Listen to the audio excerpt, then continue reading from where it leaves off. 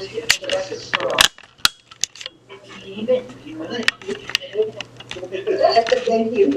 I'm just ready to move like the little leaf, like it's 16 that he's focused. All right, community comments for this is for non-agendized items. Please identify yourself. Maybe tell what you got. My name's Dan Cotton. I got a friend that lives at the end of the street where the trailer park is, and she told me about a month ago that Edison shut the power down and actually went up on the pole and thought there was a transformer. And then the water was shut off. Oh boy. And a couple of days later, a water tank showed up. And she told me when you drive by one of the houses or the trailers there, there's a bunch of glass or plastic containers full of urine. Oh boy. So you're talking about the one on Stairs? That's really. Well, I know that Edison cut their power about 6 years ago because they were pulling power off the lines. Well, they can't do it anymore. Which is, yes, so they cut their power off and then the owner came in and fixed it and made it all to codes, like state code, with nobody inspected. And then Edison re-energized it. I am glad to hear that because so the county is District 37 cut their power. Yeah. So the county is doing something. I wish they'd just talk to us. So there's a water tank there, and they probably water truck delivers too, right? I had a delivery today, and I talked to the driver for active water, and said, he's never got it yet. I didn't want to get it. I think one of the neighbors that, running a car over there. I don't think any of the neighbors are in that. They bootstrap them. Yeah, I was just saying, maybe I'm aware that they're doing it. Yeah. Well, it's we've been told that state housing, HCD, and housing and community development, department, I guess, put its package together, but this is 2 months ago, maybe 3 months ago, and they're going to turn the whole thing over to the DA's office, who, because it's a new DA, will probably do something until they get it. So I live close to that area on Nichols. I can tell you I've been there 21 years and it hasn't gotten better, but it is progressively worse. And it's so, I understand sensitive to the fact that different economic levels for people, but there's so much bad on that corner. There's crime, there's building, there's squalor, Fire hazard. there's a fire hazard, there's a health hazard with salt and urine, I guess the septic tank is accessible. And I just wondered, is there anybody that you need to call to expedite this or push this forward? Yes, you can call, Supervisor Barker's office. Okay. You can call the district attorney's office. And we've already started that process.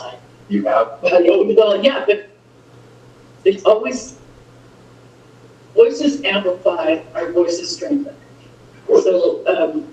So yes, also the housing and community. I would say call HED, yeah. So what we can do, I guess, we'll post something on the website, we'll pick a flyer up, we'll take it here, so we'll contact and we will get the degrees, we call them once a day, there's no, Right. Sorry, Chuck. Well, of course, you know that we don't have trouble with housing and community development. I've told Suzette Actually, about this. that's just not true, Jeff, because All I know is what the attorneys tell me. Yes.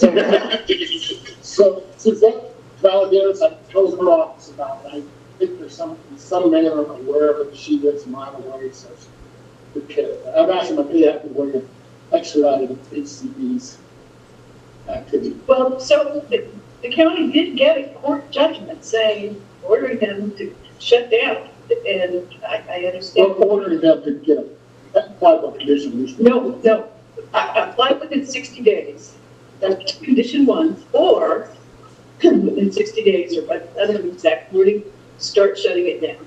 And the county could have force that judgment. I mean, the same way they do with Stonehenge, but Stonehenge.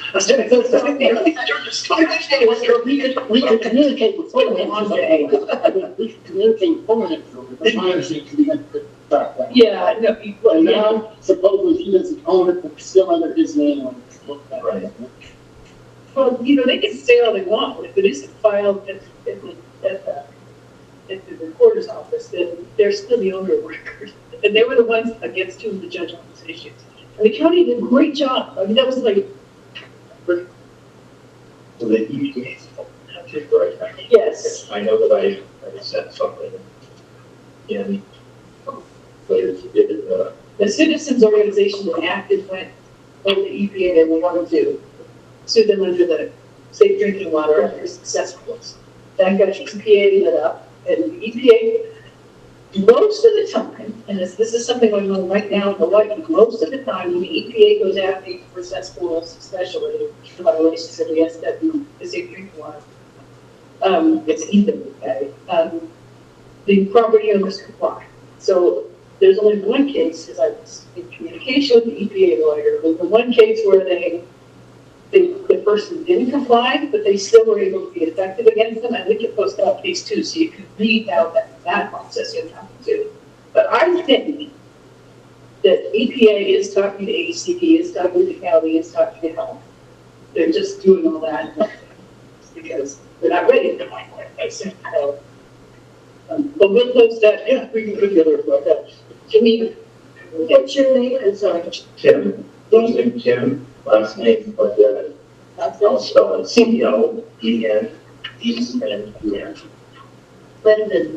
CLENDEN.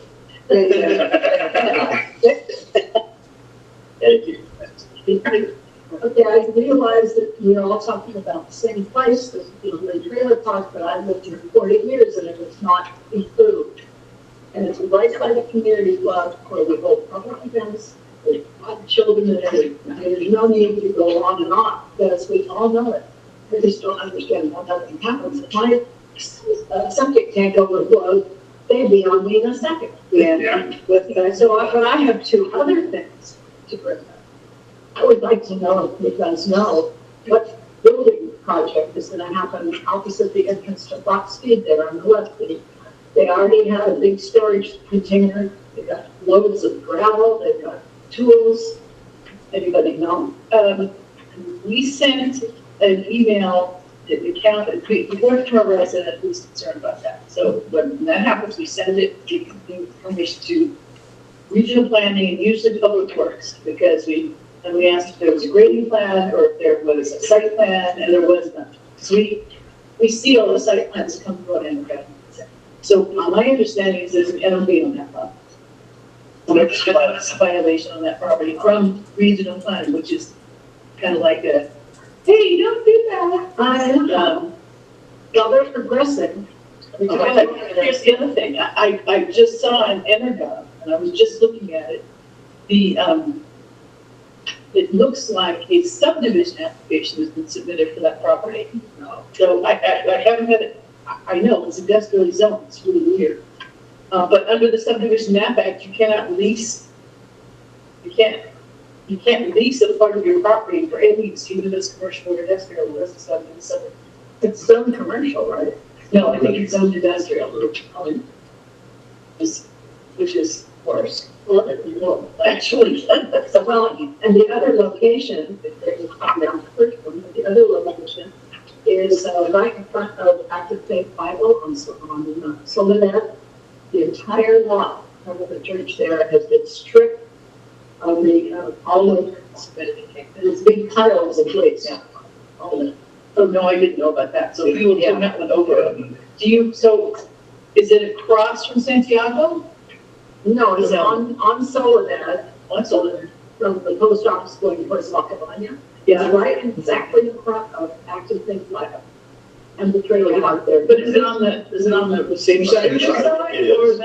On the same side as the church. Right? So it's right next to the block of mine thing. No. So the church, so you come down, you make a right at Soledad, the church is on the right side. Yeah. So you're saying it's in front of the, right in front of the. Directly in front of the church column. And they stripped it. Okay, so I would let them too.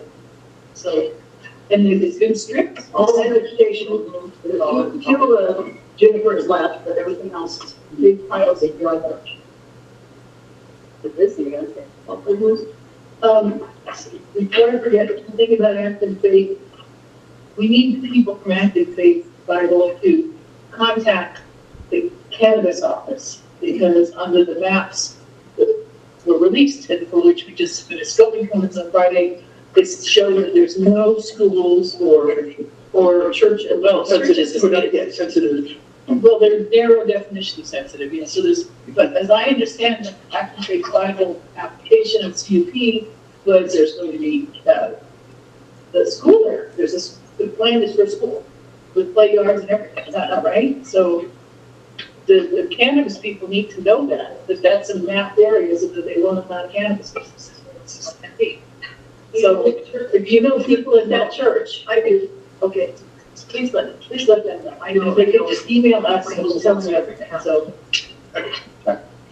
My name's Casey Bulmer. I've been for 17 years, and for 15 of them, it's very peaceful. We got into a road easement issue last year. It's been a nightmare. It's very frustrating that the county kind of leaves us in this legal limbo. My road has been there for 60 years.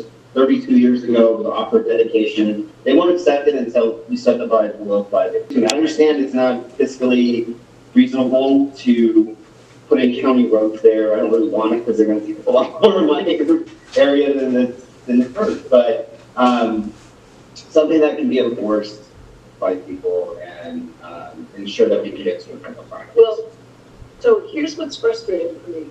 We already have that thing in the middle. It's called private and future street. It's a street. That's what I want that. Yeah, it's a street that was created for not the benefit of the people in the subdivision, but the benefit of the people outside the subdivision. You want to read the original ordinance and all of that, that's the whole purpose for it. But we have a problem, is the county now has gone through and relabeled every road in Acton as a private road.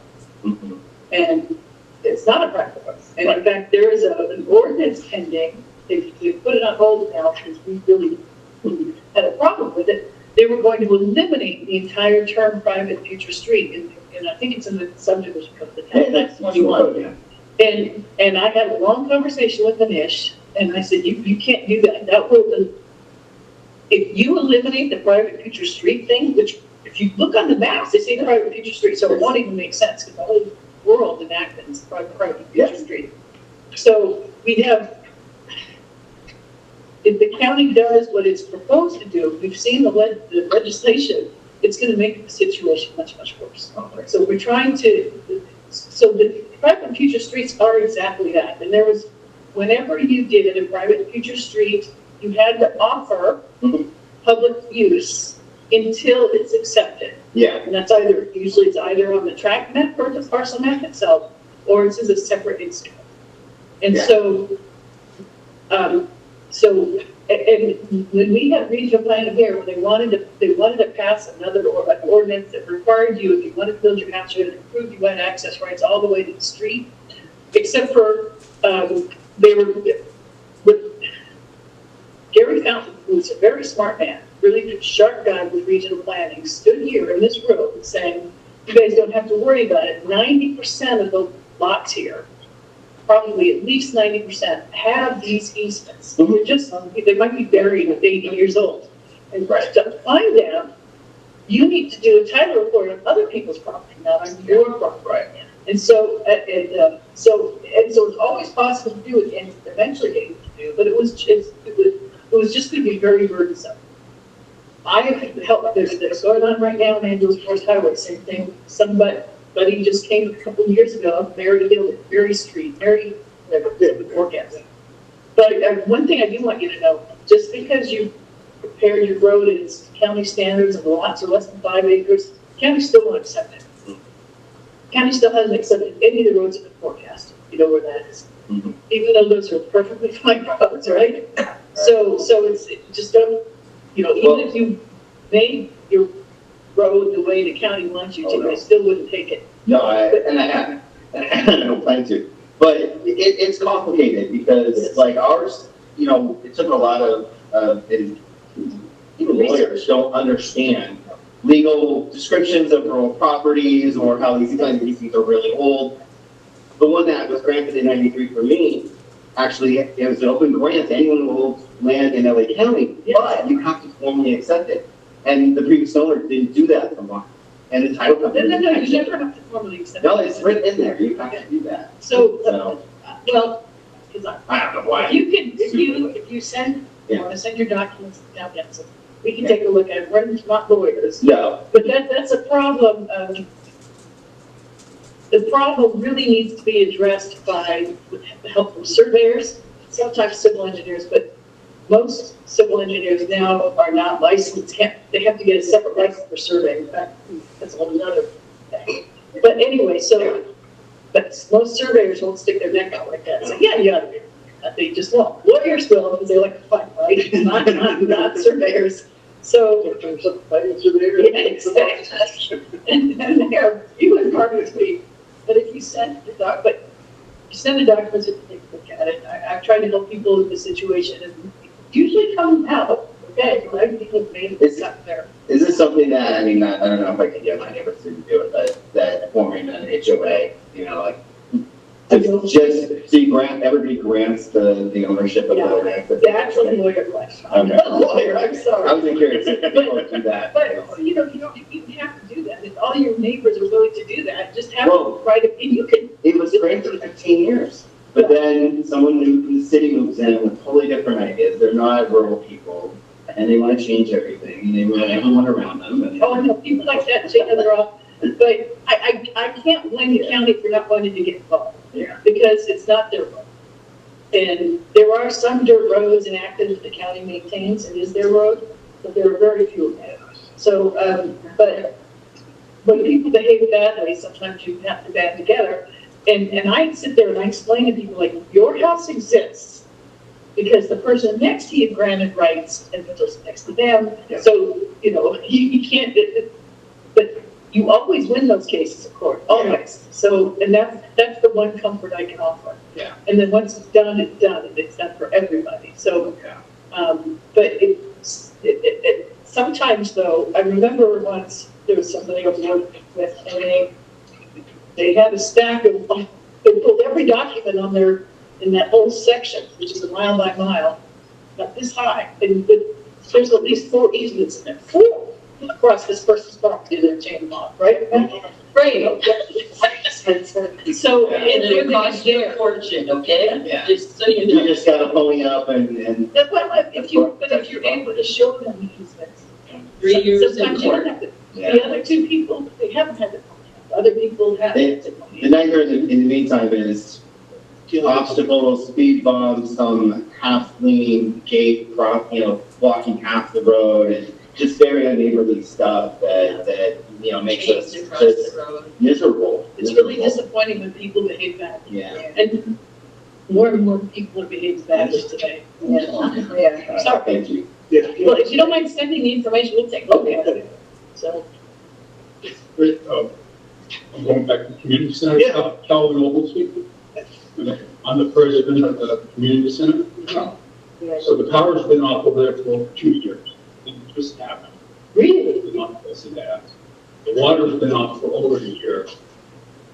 We have 8-foot locks on every single one of our post pits, which are there stealing our water. I'm a retired spit specialist from Los Angeles, and my specialty was vacates. Was what? Vacates. Vacates. Like that. Oh, okay. The county is not doing that. Especially when they had a court order, they could have had that place cleared and fixed in 2 days. Yeah, it is probably. And so somebody in the county is not doing that. Well, that. Give an inspector that going to take a little bit higher for yeah. I'm actually really grateful you said that because we just submitted comments on the cannabis thing, cannabis ordinance, spoken comments on Friday. It's 38 pages. 26 of those pages were pictures. And each picture was from one side, so multiple pictures of one side And these are pictures of places that were visible just from the major roads, not the dirt roads, but the paved roads, of all the violations in this community that the county found. And it was illegal RV parks, illegal storage, like at least 6 different things, right? And we did that, we made the point that this was a scoping moment for CEQA. So you had to recommend mitigation measures for the ordinance and other things, and we'll talk more about this in my announcement. But our point was that if the EIR for the cannabis ordinance assumes mitigation measures, or assumes that an impact will be reduced to a less than significant level through the application of mitigation measures that rely on the county to enforce something, then they can't assume that, because county never enforced them. Either they can't or they won't. I don't know which. It doesn't. I would not disagree with that. But the fact is that you can't assume that the impact of the new project will be less than significant because the county is going to enforce standards. They don't. And the important thing with cannabis is that they're going to control odors from cultivation. We know how much cannabis smells, right? It's terrible. Through these odor control plans. Who's going to enforce it? Who's going to implement the odor control plans? Who's important? Nobody. So it's a joke. They would say, oh, that the impacts are going to get to less than significant. That's just not. So your point is really well taken. I don't know what to do or how to get the county to enforce. I'm going to, there's an announcement, I'll talk about now, but somebody keeps dropping raw chicken manure all over this property that smells so horrible. People get nauseous when they walk through. When this person comes to visit this other person's house, they're nauseous and they're dizzy and horrible. And the health department's been out there and they're like, well, look, we didn't see anything going on. So it's like, no, you can go take samples. Because, there's salmonella, there's all going into it. It's horrible. And this is just regional planning. Health department's probably the most egregious one. Look at the system, right? So would that have been zoning that should have been like on the chicken manure? No, on the community club originally back. Should work code enforcement. Well, which is Oscar Gomez. Yeah, because, so here's the thing. State has jurisdiction over mobile home parks and RV parks. By the way, that was supposedly mobile home parks, but they're only RVs. It's not. It's an RV park. Exactly. You're not allowed to have RVs on a mobile home under state law. So, yeah, but mobile home park is supposed to comply with local ordinances and zoning requirements, including zoning. And there are zoning code that says a mobile home park can't have more slots per acre than the allowed land use underneath it. So they're only allowed to have one or two mobile homes that exist in land, not 10. So I mean, that's been pretty the county, the zoning on it. Regardless, There's a part of that mobile home. It's gone now. well, it's been I'm on. guessing a property owner, about park owner got rid of that. That's what my guess. Well, no, Chuck, it wasn't. They were refusing to do it, and I was talking to the manager there, but I did call your office, and you called somebody, and within 2 weeks, it was gone. Well, good for me. And everybody, I had gotten numerous phone calls from people that live in the park, Janet and a few other people, and, I talked to the park manager, and she was like, we're not doing anything, they're not gonna come and get it, and the guy died in the burn trailer, and she said they had to keep it there for evidence that somebody, That's a health department issue. well, and I think that's just what Chuck did, if I remember. So I boarded up structures, and it's one of my pet peeves, because there's probably 8 or 10 of them in the valley that are dealing with it. People burn their house down and they don't have insurance, and they. So there's two at Campus Creek. Oh, sure, yeah. I even tried to get parking enforcement over there, see if they could tow some of those vehicles parked outside. They said that the guys are, they're like on time. the guys are wise to what they need to do. They move. Well, the tow truck, I stopped and talked to that guy just because I saw him outside, and he's torn apart the front end of the tow truck, and he's got it all over the ground. His name is Haas, and he is, and told me that he would have it done in 10 days. And then he's got a parking enforcement that. So I go back every day and I have a chat with Haas, and I tell him what day it is. Has he done your 10 days? No, we're only in 5. So they couldn't tow it then. Yeah. It's all apart, it's apart. That truck's been like that for 3 months. No, Kel, I've been watching it like a little hawk, because I've got my balances on that guy. Stuff in it, so, I wasn't moving. Oh, he had to order parts for the truck, is what he told me 5 days ago. And he's secretly living inside the trailer park? Or is Yeah, that- yes, he is. And is the guy with the camper truck conversion, is he still parked out in the? Kyle, yes. And there's a moment for them. There's gonna be one of them, and David's gone to the big house. So who else do you want to know about? I didn't know they were. Okay, I'll ask Harvey to answer the check, because they. But that really. Truck is out on the street. Yeah. It's not, It's not, yeah, I know. Yeah, that's what I said to the truck parker. He's out in the street. Yeah, one more, everyone. One more, this is a quick one and it's a positive one. I've been contacting regional planning at various times for houses that have been using their property incorrectly, like for outdoor storage, or for RV parking, or RV living.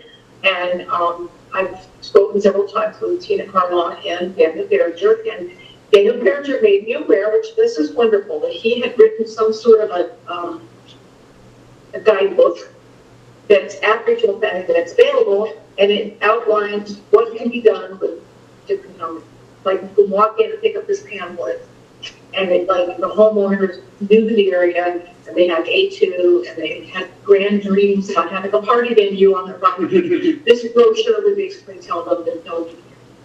But now I'm trying to get that brochure in the hands of new property owners, so I'm trying to work with realtors.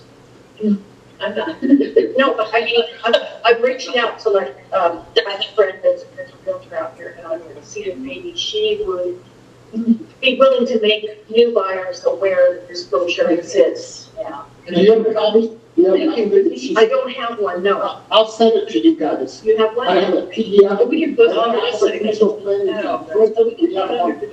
Yes, but I'll send it to you. Yeah, Daniel let me know about it, and I emailed him back, but he didn't respond. Yeah, we got it both in Spanish and in English, and I think, my guess is, the problem realtors are not the local realtors. It's out of town, out of state, Yeah. real estate operations. And really nice about here, it's certainly outside, but I'll send it to you. Thank you. Send us to the ribbon. Send us all down. Thank you. Yeah, I'll copy you guys. Okay. Did I ever send you one? Somebody left with a bigger one. Oh, and Danny was talking about developed property or about vacant land? Because I've got one for vacant land. For developed property. Okay, I'll have to go find out. Like resident. Or maybe for use as a vacant land. Okay. Where's it called? All right, that's correspondence. Okay, first of all, we have a community listening session for Antelope Valley residents. It will be held from 3 to 4:30 p.m. Friday, April 18th at the Lancaster Library on the changing Los Angeles County government. Session participants will learn more about LA County governance and have the opportunity to share relevant experiences and ideas for enhancing county services and ensuring inclusivity and transparency. There's a flyer posted on our website. Oh, I didn't email it to you. That was my fault. There will be tomorrow.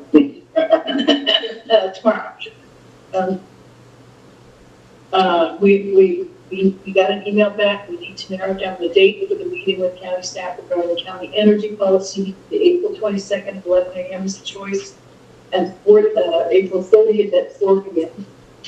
I've asked for this to be an in-person meeting, so it'll be down in Los Angeles. 11 works best for traffic. That's April 22nd. And the other one is April 30th at 4 p.m. So we can talk about it at old business, but I didn't get your back. 22nd, okay, all right, so it's, yeah.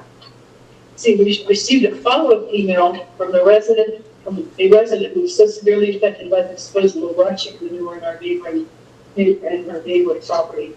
If you recall, the health department looked at it and said nothing was apparent, so they didn't do anything. They're now dumping more than ever.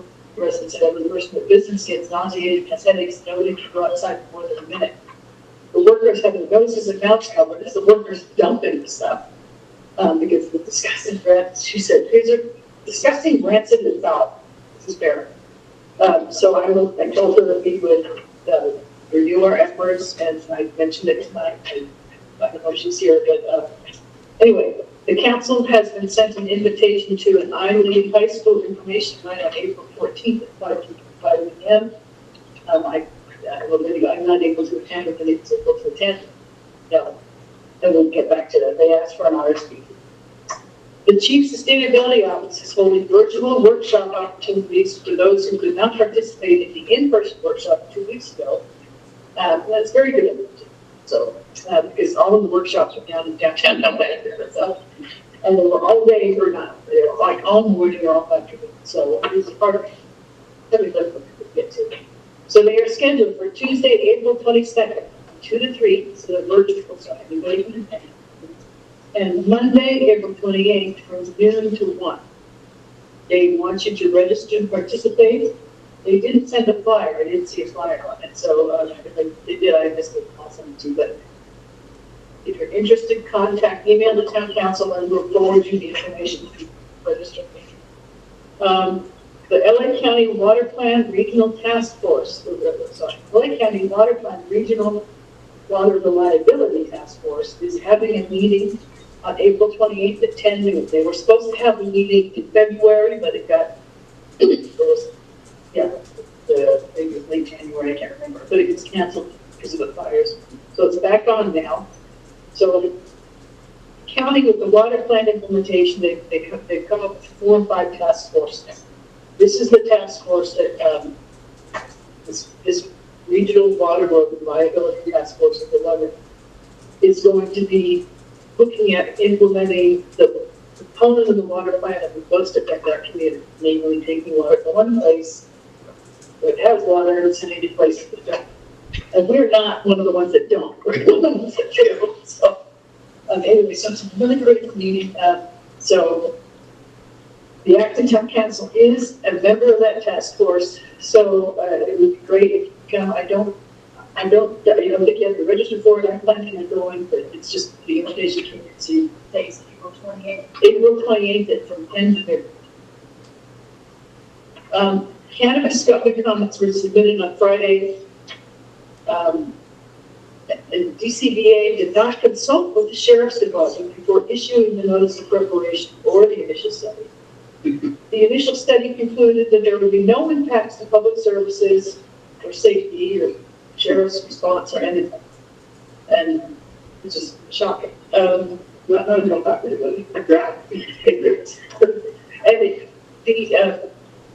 Among other, every cannabis business that the ordinance authorizes is ministerial review, okay?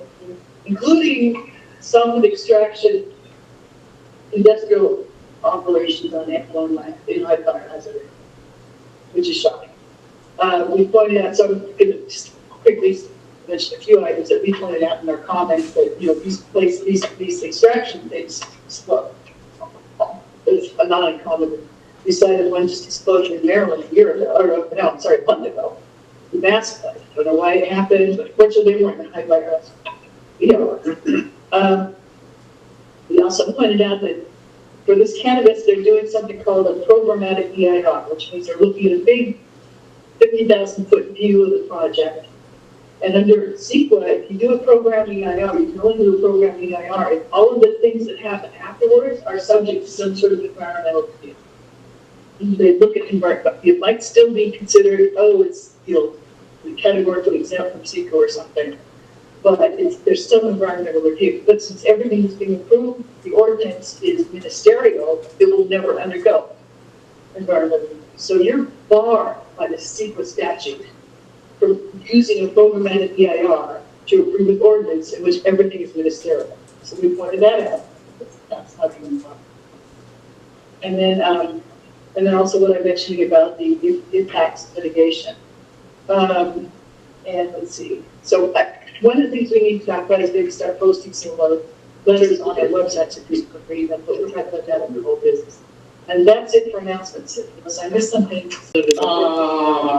No, I sent out a notice today about a community listening session coming up Friday after next at the Lancaster Library in the afternoon at Peloton, 3:30, I think, on the county governance reform.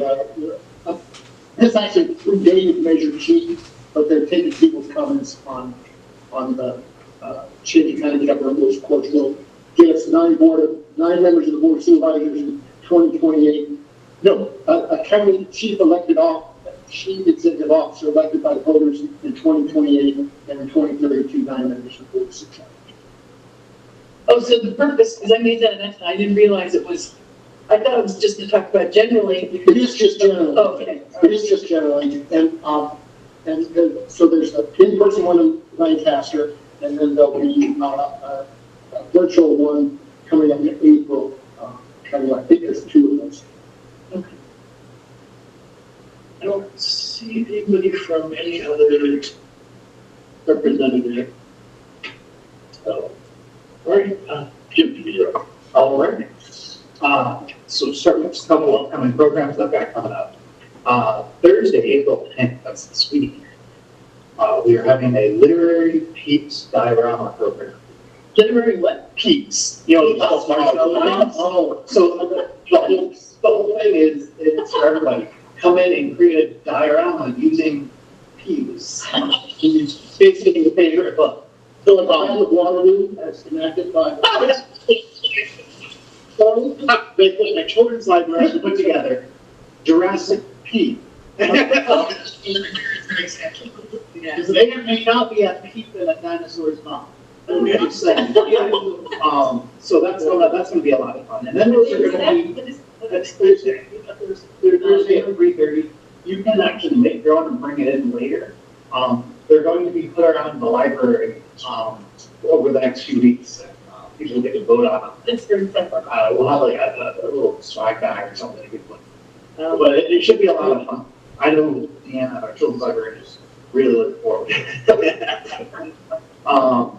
I've also got here Saturday, April 19th. I've got an Americana music program. So they're going to come talk about the history of American music, and then they're going to do Johnny Cash music. So some of that'll be fun. What time is that? That is Saturday the 19th at 2 p.m. Okay. This very room right here. I do have next week on April 16th, from 11 a.m. to 5 p.m. We're having a blood drive. So you can always just walk in, and they always manage to get you in somehow, but you can always jump online too if they got an appointment ahead of time. What day was that? What day? That's Wednesday the 16th, 11 to 5. And they're giving out T-shirts if you go with the needle. So that'll be nice. And then just the last thing I'm going to mention that we've got going is we're working with the Civic Arts, LA County Department of Arts and Culture, and we're helping celebrate Arts Month, which is April. You have little passports that you can collect at the circulation desk. And there are 22 libraries, this one being one of them, that have pieces of civic art. So you take your passport, you get that passport stamped at every library that has civic art. And if you get a ball stamped, you're entered in a raffle for somebody, stuff, some goodies are given away. So I've got those here, and each of the other 22 libraries have them too. So, but we are the closest one. And we're the best, so there. So that's all I've got. Unless you guys got questions for me. Are the peeps going on every library? Don't just here. We're the best. Yeah. We're the best. That's what happens. Jim said about art. I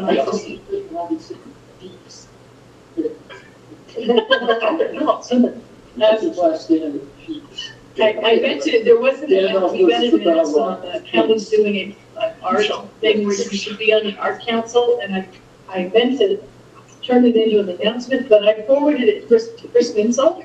So could you, I know he's in your town, so he can communicate with you much, but the county's forming an art council, like 5-member art council or something.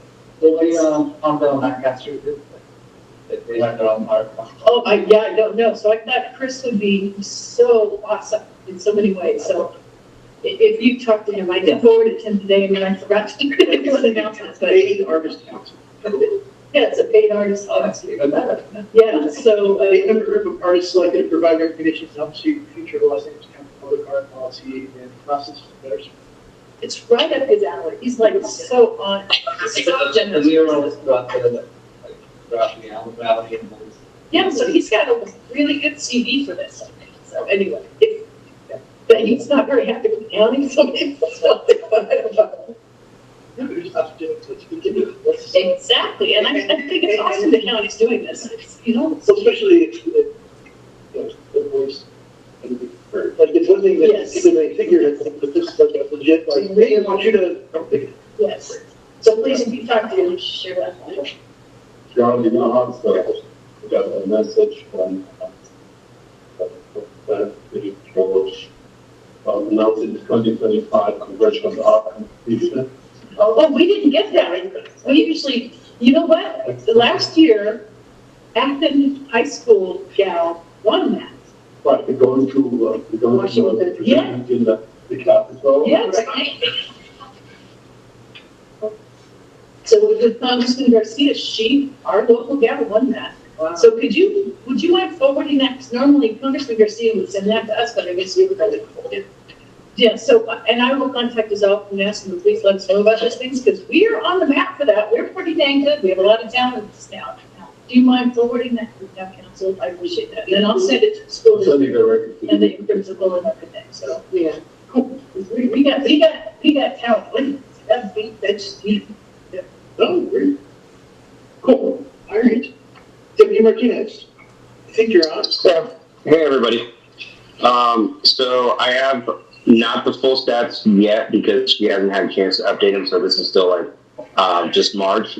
0 Part 1 crimes and 0 property crimes for the month of March, which brings our total to 0 Part 1 crimes for the year and 12 for property crimes for the year, which is actually an increase of 20% of property crimes from last year, but a decrease of 100% of Part 1 crimes from last year. So, a couple of things I want to touch on. I see Cal's in the audience.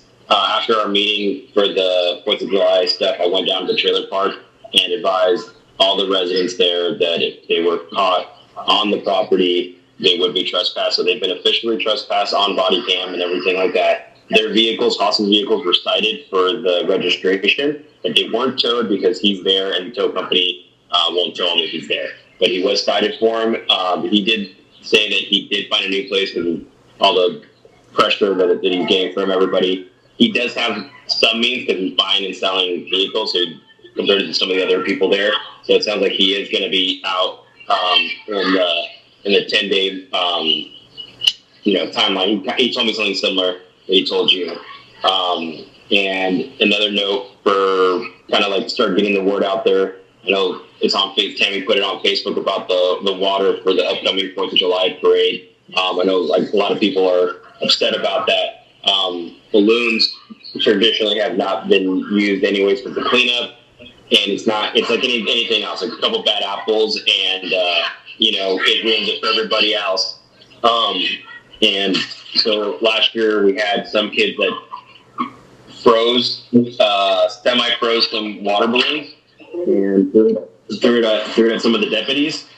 We had people that used the pressurized generator water buffaloes and squirted people's cars and ruined their dash, their electronics inside their dash, inside their vehicles. So it's not the little kids playing with the super soakers. It's all the pardon me here, but the drunk idiots there decided to take it up a notch and go crazy with it. So encourage your neighbors and stuff that if you guys want to bring a squirt gun, that's fine. No one cares about that. It's the other stuff. Like it's trailering your water and hooking it up to a generator, putting it on a 2-inch fire hose and letting it rip. That's what's causing problems. And that's why we're addressing it that way. You guys have anything for me? Wait, so are you banning, is the 4th of July banning water now? So, they're encouraging the restriction of bringing in like the generator to power to pressurize the water. Okay, so how can we, obviously, it's gonna be on a merit system. It's not an enforceable thing. However, as a community, this year's parade is a unity. It's kind of like, hey, we want people to get along as a community. Hopefully, better spirits will prevail on it. But And Tammy Necessary has already posted that on a couple of sites now. Next month. As a committee, we can enforce the, oh, you can? Okay. Yeah. Is there, we can take them out. okay, No. okay. That's just, well. So Cal, One out. Deputy Martinez, Cal just said that as the sponsor of this organization, or this event, the community club can kick them out, right? Or No, the committee. Committee. oh, the committee. I'm sorry, I don't know if you heard you, so I'm letting go. I have a big voice, so. I'm not sure about that. I mean, it's a public street, so I don't know about that. They can definitely bar them from entering the parade if that's what he's talking about. But I'm talking about spectators, but also bringing in a bunch of that stuff. Okay, so it's the spectators that we have to self-police them. Yes. Deputy Martinez, in the beginning you're talking about the trailer part. Which part were you talking about? The Smith? It's, you can't just. So, Public place, even though it says community center, it's a private property. They are now aware that if they're on that property, utilizing the water, anything, or even being there, they will be trespassed. So that means if any of the deputies catch them there, they've already been advised of it, they're in violation. Versus if we catch them there prior to being advised, all they have to do is leave the premise, and then they're no longer in violation, right? So now they've been talked to on body cam. It's something we can hold in court and say, hey, look, on this date they were advised not to be on that property, and now they're on that property. They're in violation of it. And then Haas's, he has 3 vehicles: the red one, the tow truck, and another SUV thing. They're all out of registration. 2 of them, because of the carb issues, they can't be registered. They're out of state ones. He's working on them, whatever. They won't tow him because he's physically there. He's always there. However, we were able to cite him for the 4001, which is a vehicle out of registration. The tricky part was that we were trying to get some clarification from our council, is that they're partially on public property and they're partially on private property. The easement is enough where it kind of divides the vehicles that are parked there in half. So one of the things, towing them out is not going to happen, but the citation's there. They've been cited on it, so now either he's gonna have to pay a fine for it, and that hopefully encourages them to get him out of there quicker. thank you for doing that. Thank you. Go check it out. Hey, Deputy, how many people live there? How many people live there? Yeah. So technically, I would say 7 or 8. One of the residents is currently incarcerated, so that might make it 7. Yeah. Okay, thank you. Thank you for doing that, Deputy Martinez. I have a question for you though. If a car is on the public right of way for X number of days, even if one tire is on private, how is it the public right of way can't be enforced? I just don't understand. Well, that's why we cited him. That's why we went to the county council, because it's such a gray area. They didn't want us towing also the guys there, like they live there, they're not, like as soon as a tow truck comes, they won't tow if the owner's there, right? It's past, anything past 6 months, we're able to tow. We're not going to get into use of force trying to tow a vehicle, right? Because that's how we end up on state prison. That's how we end up getting fired and all that other stuff. So like it goes beyond like what are we going to do to enforce the expired registration. So the citation there's your bite. If we bring out a tow truck and now have to use force to enforce that tow, it's not going to hold up in court, not in today's market. So it's you got to pick your battles on that. Thanks for that clarification. Because I know in other places, in other states, even other counties do it. I mean, if Lancaster deputies are going to state prison for getting use of force for a robbery suspect, I'm pretty sure a registration violation, I'm going to end up in state prison as well. Yeah. Sorry, but that's the way it is. Yeah. That's wrong. Thank you. All right. Hey, I'm actually going to get off just so you guys know. I normally stay on, but I'm on vacation with the kids on spring break, but I'm just going to jump off unless anyone has anything else for me. Have a good vacation. Have a good vacation. You too. Paul Walter's on it. Yeah, exactly. Okay. So at the Chief Sustainability Office hosted 3 workshops 2 weeks ago. Don went to one with me, which is great. I went to all 3 because they're updating the sustainability.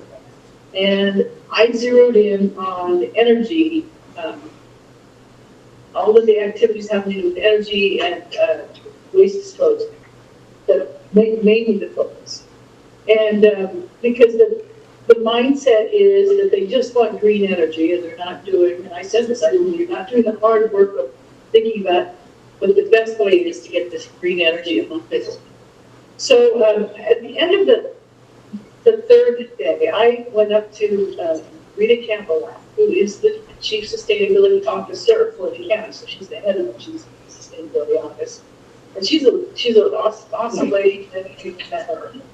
And I said, at one breakout session, I was sitting next to Felicia Marquez, who I made a comment about distributed generation, and she just jumped all over it and like magnified it by 50. Normally, I don't go into that level because I see people's eyes glaze over and like, what the hell was she talking about? But she was, the 2 of us, so it was really great because we were like quadraphonics. And so that's what prompted me. I said, what we need to do is we need to sit down with people from county staff, people from the Chief Sustainability Office, and it has to be reflected in the sustainability plan, or that's the objective. Obviously, they're going to write what they're going to write, right? But you guys really need to understand how energy works and the implementation of these green energy policies and the adverse electrical resilience, public safety, national security, and environmental being the last, the impacts of these. Yeah, well, yeah, I didn't go there. People don't really care how much it costs, right? Yes. No, you're right. Cal ISO announced 7 months ago that they're planning on approving over $70 billion in transmission projects in the next 20 years or so. People don't know this, but the electrical rates have gone up. Everybody sees it, right? Years ago, 25. My bet is that within the next 10 years, they'll go up by at least another 50%, if not 100%. Because if you look at your electric bill, there's 2 charges. There's generation and transmission, or they're delivery. They call it delivery charge. The delivery charge is made up of transmission, to get the power from Idaho, and then distribution to get it to your house after it's come through the envelope for us, the envelope substation. And if you look, the transmission charges are much higher than generation. And those are the charges that are going to keep going up until IC gets this project approved. And it's because the way the county the state has decided to achieve its energy goals it is to support the energy developers and the utilities, because they're all the elected officials like to do what the utilities tell them. And so the plan for achieving green energy is remote utility scale energy. In fact, a lot of the money that counties is our money, we're the ratepayers, we pay this. A lot of that money will be used to connect to power sources in Idaho, in Texas, in Arizona. We're one of the most sun-rich states in the entire union, and we're buying all our power from 3 states away. I mean, you know how far Texas is and how far away Idaho is? They're pretty far away, you know? And so, and it's what transmission and utilities want, because Edison, when they divested their, you know, Edison doesn't own any more power plants. They own a couple of small ones. They own 500 megawatts of distributed solar in the LA basin, but other than that, they don't. So they only make money when they get electrons transmitted on their transmission systems and then on their distribution systems. Transmission, sub-transmission, distribution. So the more transmission dependent we become, the more, that's their source of revenue. So they make money when they build transmission and then when they put electrons on the transmission. And so it works for them. And then of course the energy developers make a lot of money when they put, you know, 2,500 megawatts of best facilities in Akron, right? Because it's all just so much money that they're making back this, right? I mean, county alone would be getting what's $1 million a year in taxes just from the heating our beds, which is a lot of money, right? So,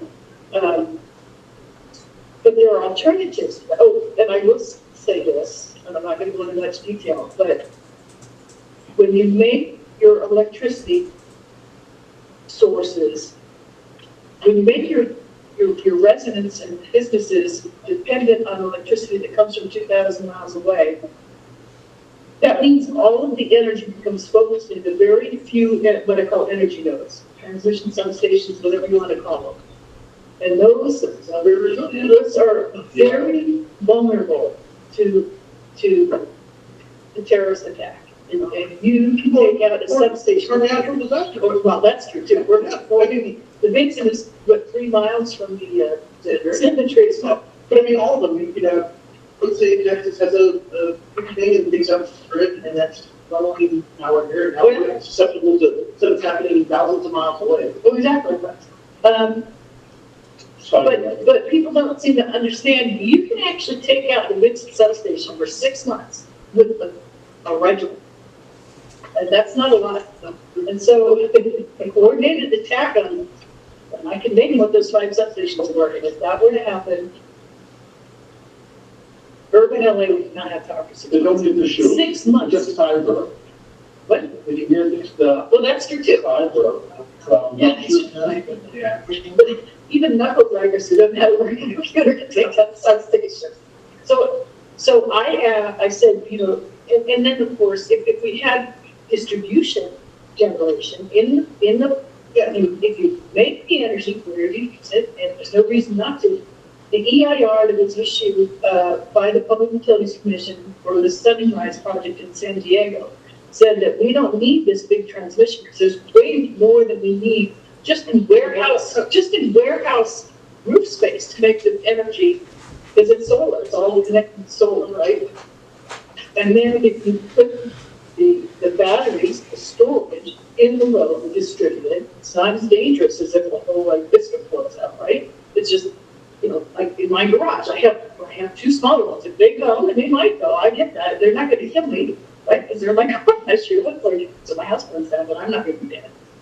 But and anyway, so when you make and store the power where it's used, you don't have to worry if the power goes out in Texas or if all their wind turbines freeze, which is, people die in Texas because of that. The ones who are really pushing this, and Mr. Murray shot and lots of comments. And so she said, well, I'll look into it. And then within the end of that meeting, it was like over at 3 o'clock or 4 or something, whatever. The next day, I think it was, they got an email from her saying, hey, we'd like to go forward on this. And she called it a county energy policy discussion. And I was like, I couldn't believe it, because I thought it was just being a blow off. So we have been given a couple of days to do this, and I put a presentation together on why we're doing that and clearing the beds first. But those days were April, so 20, 10-second one, or 30. yeah, 22nd, yeah. So Tuesday, April, oh wait, sorry, that's wrong. Okay, April 22nd, 11, oh, sorry, was somebody good? Well, I just had a question, you know, like, you started up to talk about Edison, it's all about transmission and generation. I mean, they don't care about us. You know what I mean? Like, as far as transmission goes, I mean, a lot of us even make enough, you know, net energy, but they just shut off our grid. You know what I mean? I've got solar, I've got 2 Tesla batteries, I've got a, you know, whole house generator backup. I mean, I can actually do it normal, but my neighbors, you know, and it's like, what, you know, at least I don't want this in here either, but at least if they have to have some reciprocal, you know, investment to say like, hey, you know, if we're gonna, you know, your land here for this kind of stuff, at least we're gonna invest and make sure that you guys have, you know, put this stuff underground or whatever to make it safer, but it's not fair. I'm glad you said that, and I think I have it, we're talking about under old business, and then maybe add this from the next agenda is this PSPS thing, because I didn't report out on that, but we put in lengthy comments on the PSPS, submitted, well, I was gonna talk about also under the Edison utilities thing, but you're here, and I'm not gonna stay here for the whole meeting, so maybe we can just bring it up right now. But we submitted lengthy comments and showed how all those PSPS events that Edison did in January, there was no wind that justified it, there was no fire weather conditions that justified it, and many of the places they de-energized, for example, there's a place in Acton that's 100% underground, all the way from the substation, and they de-energized that for no basis at all. So we have put all this clear. We've asked the Public Utilities Commission to initiate a reasonableness review. Now, so far, since utilities first started PSPS events, widespread started in 2019, the commission has refused to do a reasonableness review. But we put enough information in this. I mean, there was data, wind data, thousands of light. So we made the point, but I don't think the Public Utilities Commission is going to do anything. So one of our options is to either make a motion that the commission initiate a reasonableness review. Edison's PSPS events, we can only talk about here in our community, because I'm not going to spend the time I need to do everybody else's community. But make the point, or file a complaint that they violated section 451 of the Public Utilities Code, which requires them to provide reasonable electrical service, right? And all of the guidelines for PSPS says you have to have proof that there's imminent fire danger before you cut things down. And so that's one of the things we'll probably be talking about next week. But Edison was the CEO, right? I mean, about the Eaton fire, saying that, you know, oh, it didn't meet that 80-mile-an-hour wind threshold that's required for it. I have the wind data. No, I know, but I'm saying we don't even come close to that, and they shut us off. You know, like, I don't know where they're, you know. Well, and that was upgrade, right? Yeah, So they exactly. Which originally was the, hey, there's no system's gonna fail. Okay, I understand what they're talking about. Don't like it, don't agree with it, they should have fixed it before, but okay. Now that's all been upgraded. It's just turn off again. They didn't turn off the transmission line. So why do we get turned off, but LA doesn't? And it's the same winds sitting the same towers. Oh, no, it's very different. The towers are much higher. Right. When I went down to the community center, I asked the guy, I go, you know, who's making this decision? Is it an engineer or a scientist, or is it a lawyer? Right. And it seemed like the lawyers are making the call, because our electricity was on, the wind is decreasing, heat and fire starts, we get cut off. I mean, it's pretty simple. So we're going to have another shot of April 13th. Although trees are even take from at least all of the only talking is going to be shut off. Or something. on April 13th, I didn't realize Is that. it a PSP or just a local repair? Now, the question is about what you are handling. You know that the demands of electricity are going up here, attention to something like this. But with AI, with server farms, cryptocurrency, they consume huge amounts of energy. Mhm. And we're going toward that. Brazil is talking about cryptocurrency, investment in that, so probably have something in that. So the question is how much we are susceptible to that, because that will increase significantly the cost, etc. I don't agree with you, the solar on every house, and we should have the $7 billion to put solar on every house. It is probably better, cheaper for us. The other thing is anybody still talking about infra? So a couple of things on your server farm. My understanding is that Bill Gates is buying or acquiring Diablo Canyon, which is the nuclear plant, because that's where he wants to have his AI system power.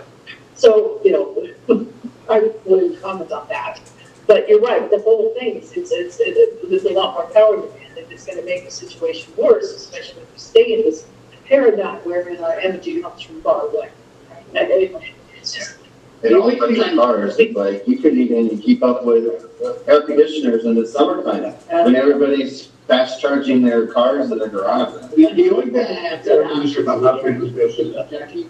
There's an article in the LA Times, about a month or so ago, and they were talking about that the solar farms in the Antelope Valley and the Mojave Desert was coming up with so much electricity, it was flooding. yes, And they didn't know what to do with it. So California went to Arizona and Nevada and said, would you like to buy this from us?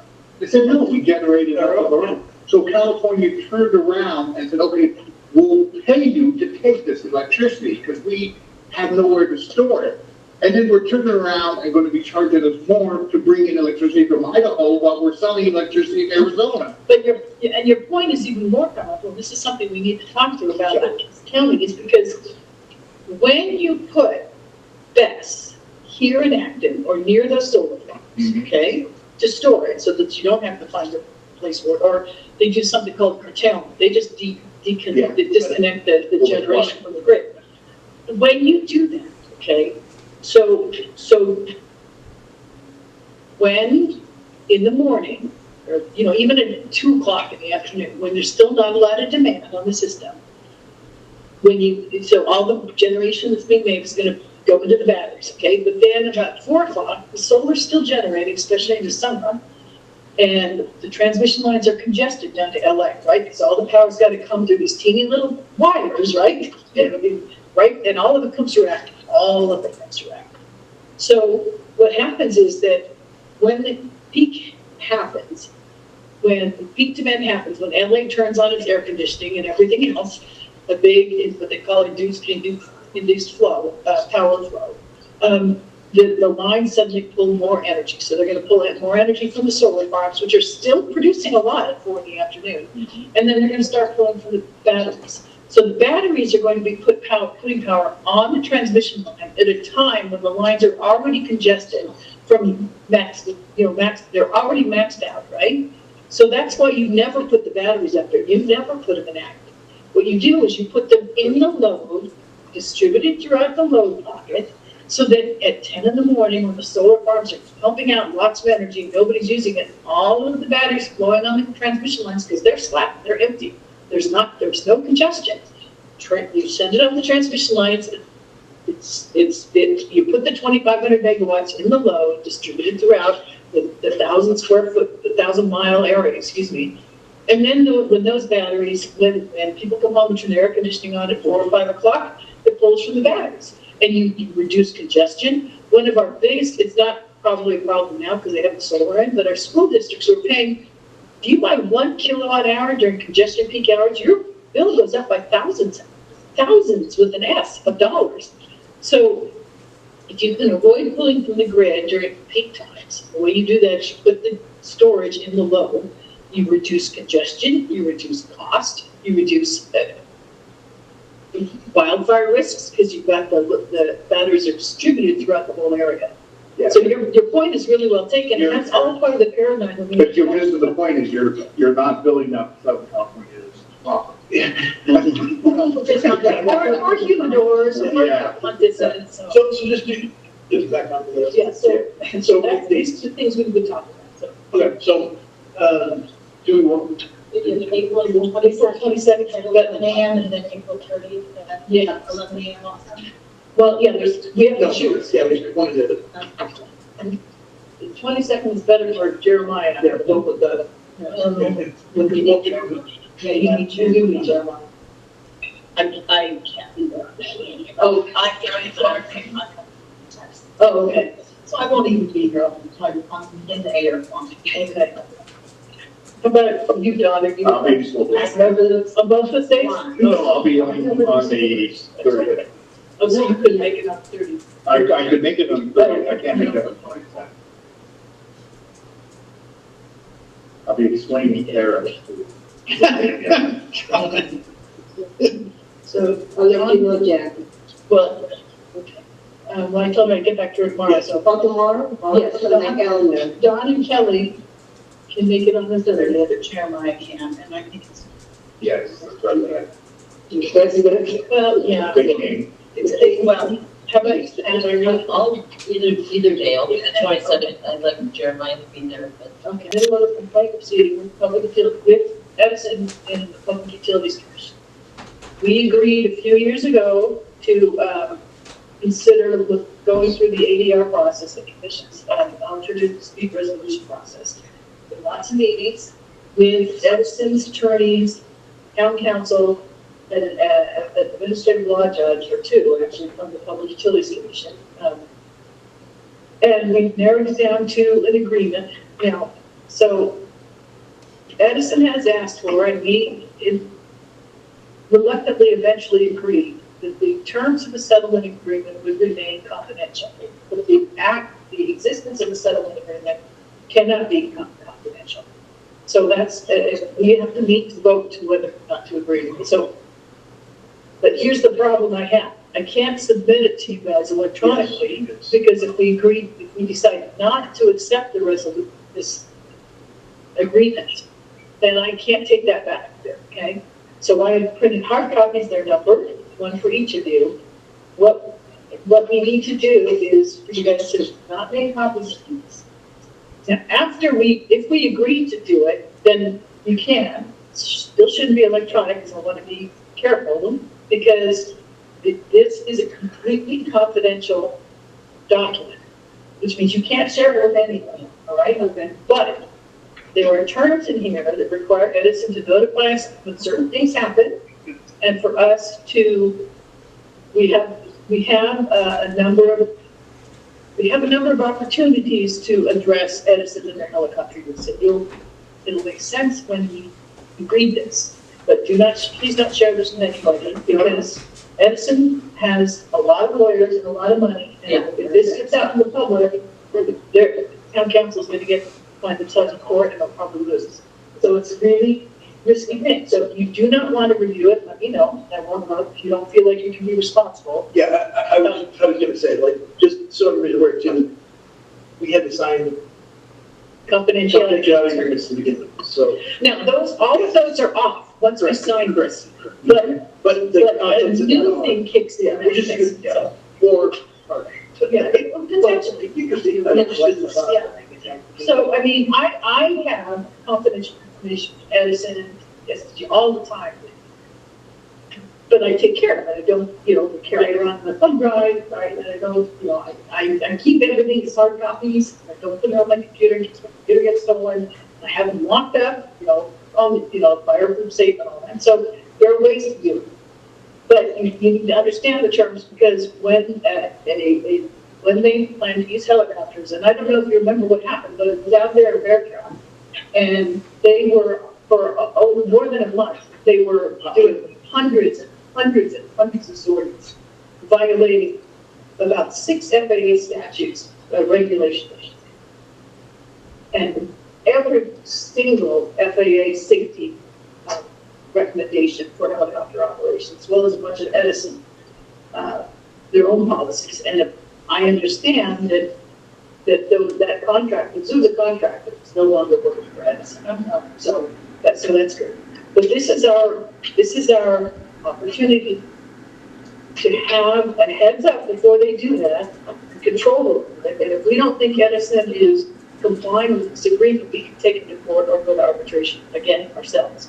Not with the Public Utilities Commission, but this time in court, which is much more hard.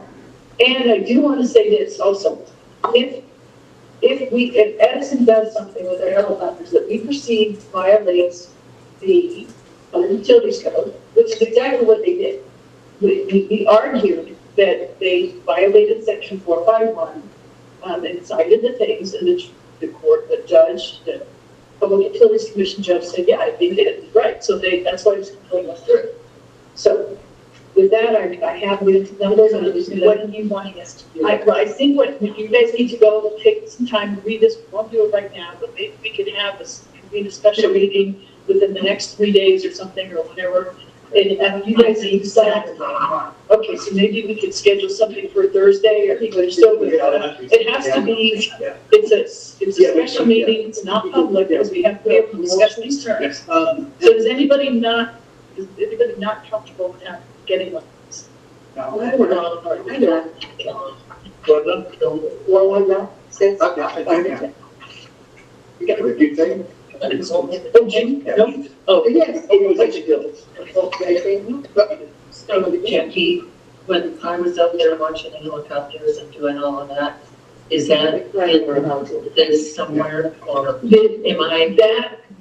That is what triggered this. And so this includes terms that Edison has to meet before they do any helicopter work other than emergency work. So we're blanketing everything out Edison does other than emergency work. Maintenance, inspections, yeah. Now, we're not saying that they can't do it, but they have to, before they do helicopter work, they have, well, I'm not. So this is going to sound off the wall, but could I get called to be a witness or something from the? No, this is the whole thing.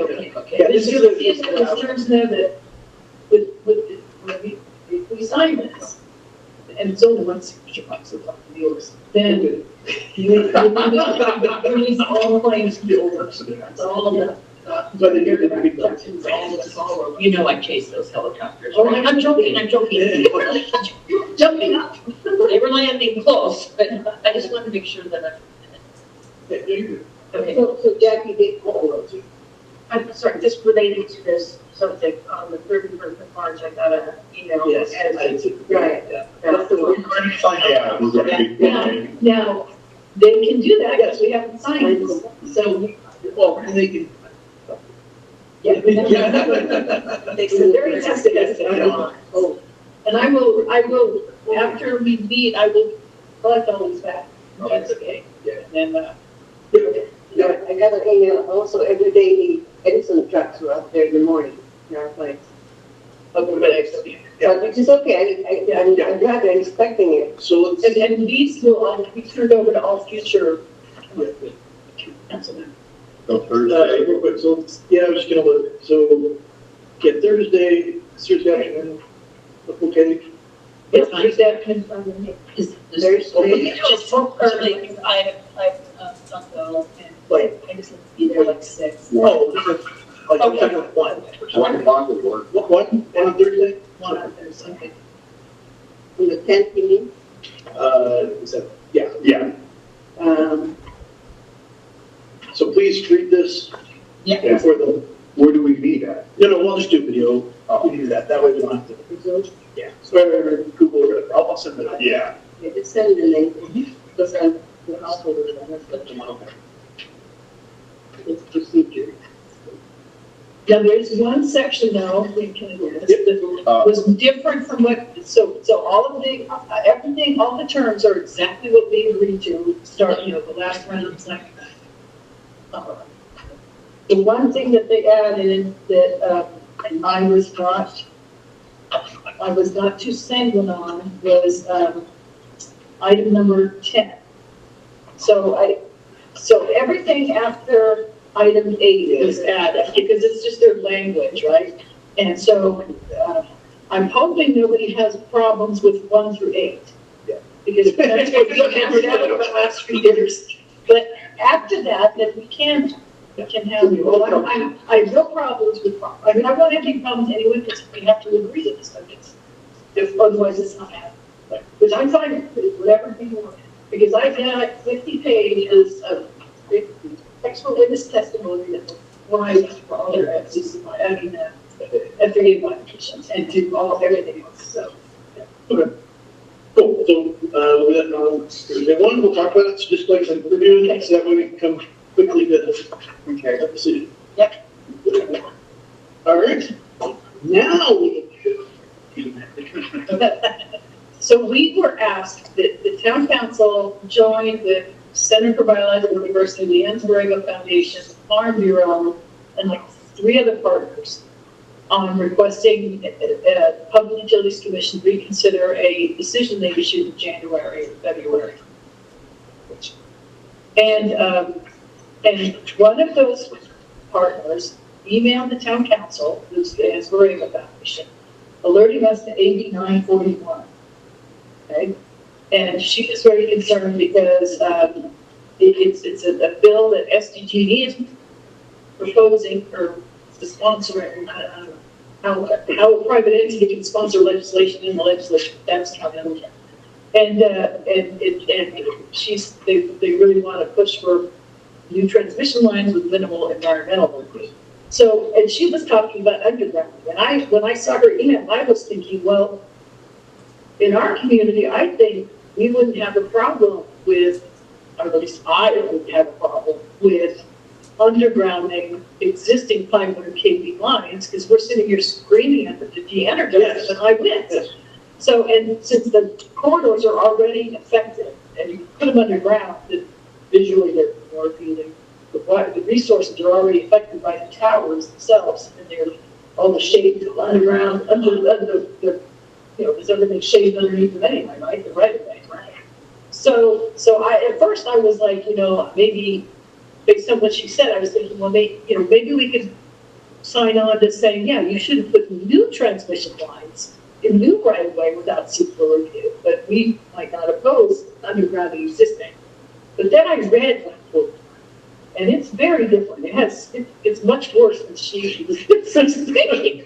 So 941 is this bill allows utilities to identify, and this is right out of the description, what they consider to be a priority project, and then inform the Public Utilities Commission why it's a priority, and then it requires the public utilities, if it is, meets it, and it's big, and this is for transmission, so it's assembly, it's diligent. So, and then it requires the public utilities to certify an EIR within 270 any of this. But I'm looking at 941. I thought it was just about undergrounding until I read it, and I almost fell off my chair. So at first I was thinking, well, we've been asked to write a letter of support, but I think we need to engage our elected officials, because maybe there's something I don't understand about this. So I'm actually scared it's not that they don't understand it. That they don't understand, or they understand from the perspective of Shelby. Right. It's pitched as we need to get green energy online, and I get that. Okay, I don't have a problem with green energy. Used for every other purpose under the sun. This is so big and so open-ended that it's like driving a truck. The proceeding that just finished, that we did a request for a hearing on, that was a teeny little statute that said, if it's existing transmission, yes, you shouldn't have to get a CPC in to upgrade it. It should just be subject to PTC. That's reasonable. Yeah. But when the utilities in the rulemaking session for the last almost 2 years now, when the utilities went through that, they pushed for everything. They were trying to make everything that's now CPC and be subject to permit. Yeah. And everything was subject to a permit. Now just be ministerial and not even subject to review. This is the outcome. Well, that's what I'm saying. Yeah. No, that's what I'm saying. But then you're like, no, I don't like that. Why don't we just go around here and we'll do this? And we'll hold it to the fire so that there's no leeway for them to delay or slow play it. We'll put a cap on the time, we'll jam it through, and then under the thing of priority, we'll define priority, because then it gives us the leeway to call whatever priority. It's like, Exactly. it's like, this is emergency work. Well, it's really emergency work. Well, we said it's emergency. Who defines that? Well, we do. Okay, well, priority, yeah. That's what I mean. It's like, who's, PUC's gonna, which, I think, CAISO's gonna approve 70 billion in the next year. well, no, I get that. I'm saying like, They're all gonna be priority then, if it's a CAISO's yes, correct. It's gonna be very, that's what I'm thinking. It's like, it's literally like, you just call it like, it's just, maybe we'll just say every line. I haven't been said, and the irony is that, well, if the default is gonna be whatever CAISO approves, you can't do anything to the transmission unless CAISO approves. Yeah, it. so they're- by default, it's a self-fulfilling prophecy. Yeah. So, but I think it's important for us to talk to our, at first I was just, when I asked you to be on the agenda, just to do a letter of support, but now I think we need to be a little bit more. I think it's, if you're, or talk here anyway, because we're not, at any time, for these type of locations. So we could, I haven't written up a motion because I didn't know where this was gonna go. We could invite you, but I think it should be a face-to-face meeting. I might agree, so here's not enough meetings. Well, maybe we can have a discussion, maybe we can ask if we can meet with her offline, maybe. What I get that. Or some, I don't know what, Yeah. Yeah, that's an idea, before we suppose if you will close anything. yeah, I think it's, so I mean, obviously, once the letter support series later, at least they're going to end it, but like, I was just trying to think, there's like the 10th kind of self-market, yeah, May 1st. And they didn't want to, March 2020. She wants it, but we have to work with our legislative officials. And as I pointed this out before, we're the only community in the state, and I believe the whole country, and perhaps the world, frankly, that has, no, I'm not kidding, that has so many above 220, 500 kV lines in one place, in a very high fire hazard area, in any place where Santa Ana winds start in our community. So we've got more, I believe, gravitas and base than anybody else. Well, yeah, and I would really like to hear from you. I would like to just, what's it called? But like, I would love to hear why this is good, why you're supporting it. Well, I think you can't have dialogue without. Sure, well, I don't have a hard time because like, just with the space, I'm like, I can't imagine what world unless, utility just a giant check, which I'd be like, this is a great idea. I like this. Yeah. Like, we need this. Like, no, no. Like, nothing great, none of that, like, saying that we should expedite it and that they're, heck, if I said something about like, a new committee meeting formed to decide the priority, any check or balance on it. That would sound more, and then I'd be like, yeah, and it'd be like residents areas that are affected by it. And that should on the board to decide whether this is correct. Yeah, well, that's fair. I mean, like, some kind of check not, but I think it's the same people who, Yeah.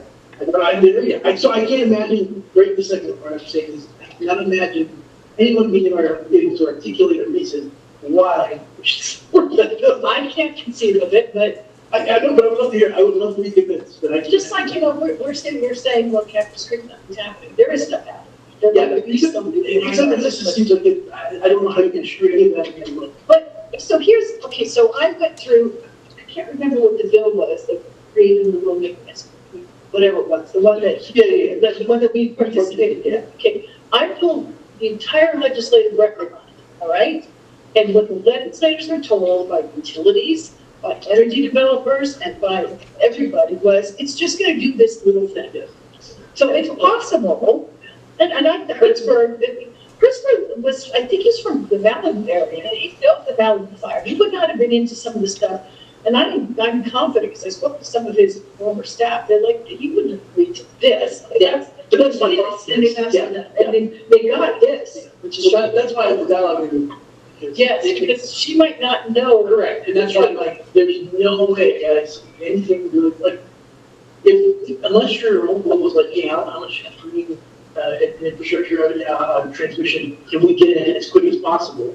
If that's the whole impetus, I still think there's better ways to do it than that, because that is open for everything, for every exactly.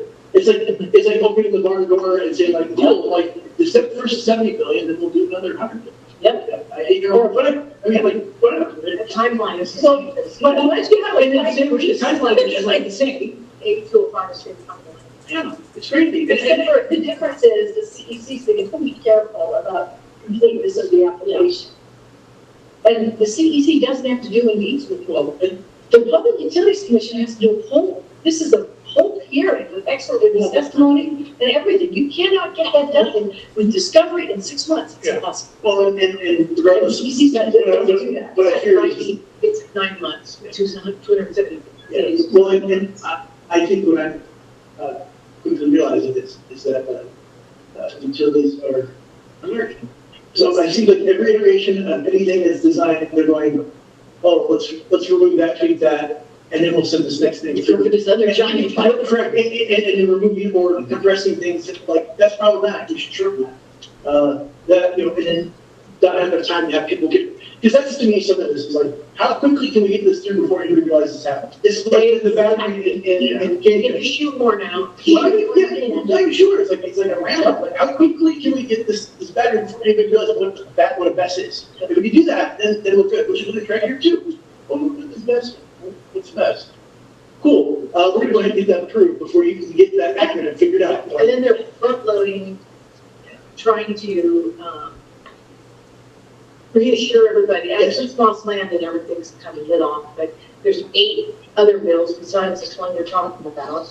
Counting 8303, there's 8 more that have been introduced, and they all talk about, front loading, like you have to have your emergency response and action plans with your applications filed at what still does nothing to protect the community. All it does is it tells the developer how to initiate the response plan, and the fire department will be prepped on that, but it does nothing to prevent the fire from starting and nothing to prevent intoxication. It's all, it's smoke and mirrors reactive. It's a lot. It's 8 different bills that, and it mitigates nothing. Exactly. That was mitigation is really important. Yeah. So I guess what we should do is make a motion on engaging with Senator Valadares and asking for a meeting to discuss this with her and her staff. Yeah. Because we need to understand this, and we can couch it with this. And I think it should be a formal letter. Yeah. And say our community has more trends, blah blah blah. Yeah. As we know, Kaiser's got 70 million. Okay, so I move that we. I'm sorry. Not start talking again. Okay, to engage with Senator Valadares on 8941. And we engage with her and her staff. Because her staff are the ones who are doing the behind the scenes work. So if you then do a second. Our to have a better understanding. Okay. About Avery High School 1, he's on secretary drops. Oh, that was for 941 for the 2023. Every fall. Yeah. This is 941 for the 2025, 2026 session. Okay, thank you. Does that make sense? We want to get you so excited about we might get you better outcomes, right? So here it's, you go, you look for a Legiscan, I'll find you. That's a good question. You feel like I wouldn't have been. Let me get something on the okay, so you have a second. Who's second? John. Any discussion? All in favor? Yeah. Opposed? Motion's carried. All right, real estate directional signs. Okay, brief report. We talked about the signs that are located at very important intersections. And the biggest complaint that we've gotten is the one at Sierra Highway and Red Rover. We have parents, I have had parents call, I think I've had 5 calls, where the signs are blocking the view as the kids are new drivers, they're talking about their new drivers, coming out of the high school and making a left turn or even a right turn back onto Sierra Highway to go home at the end of the day. And the 2 signs that are there, I guess I shouldn't say the names of the agents, but they the signs are still there after a week. One of the agents there, hasn't even bothered to call me back, to ask what our concern is. And, most of the signs are current resident realtors of Acton. And, yeah, it isn't, I thought it was gonna be the out of area agents, Yeah, but, you I won't believe that, right? Or is it, know, I don't remember, you remember. Oscar told me to call the road department and have them removed after I had given, proper notification to the agent. So I don't know if I need to do a written notice or to do Talk about verbal. direction signs. And I've got Real estate directions. text messages to those, agents that are not compliant. Well, since there's no notice required at all, that's sufficient. Yeah. So, Okay. It's on your property? no, it's on the road right away. Yeah. There's one at Sierra Highway and Red Rover, right? There's at least 5 at Shenandoah. yeah. And they're not cooperating either. Well, Can you, I'll keep on it, Jack. no, I think we need to contact the road department, just have removed it. It's something. Are you- Yeah, I've done that in the past. And, Is that too much, is that all right? Or are you Yeah. gonna listen? yeah, and I've had other residents volunteer to help me just go pick them up. That's bad. Since I'm going to jail.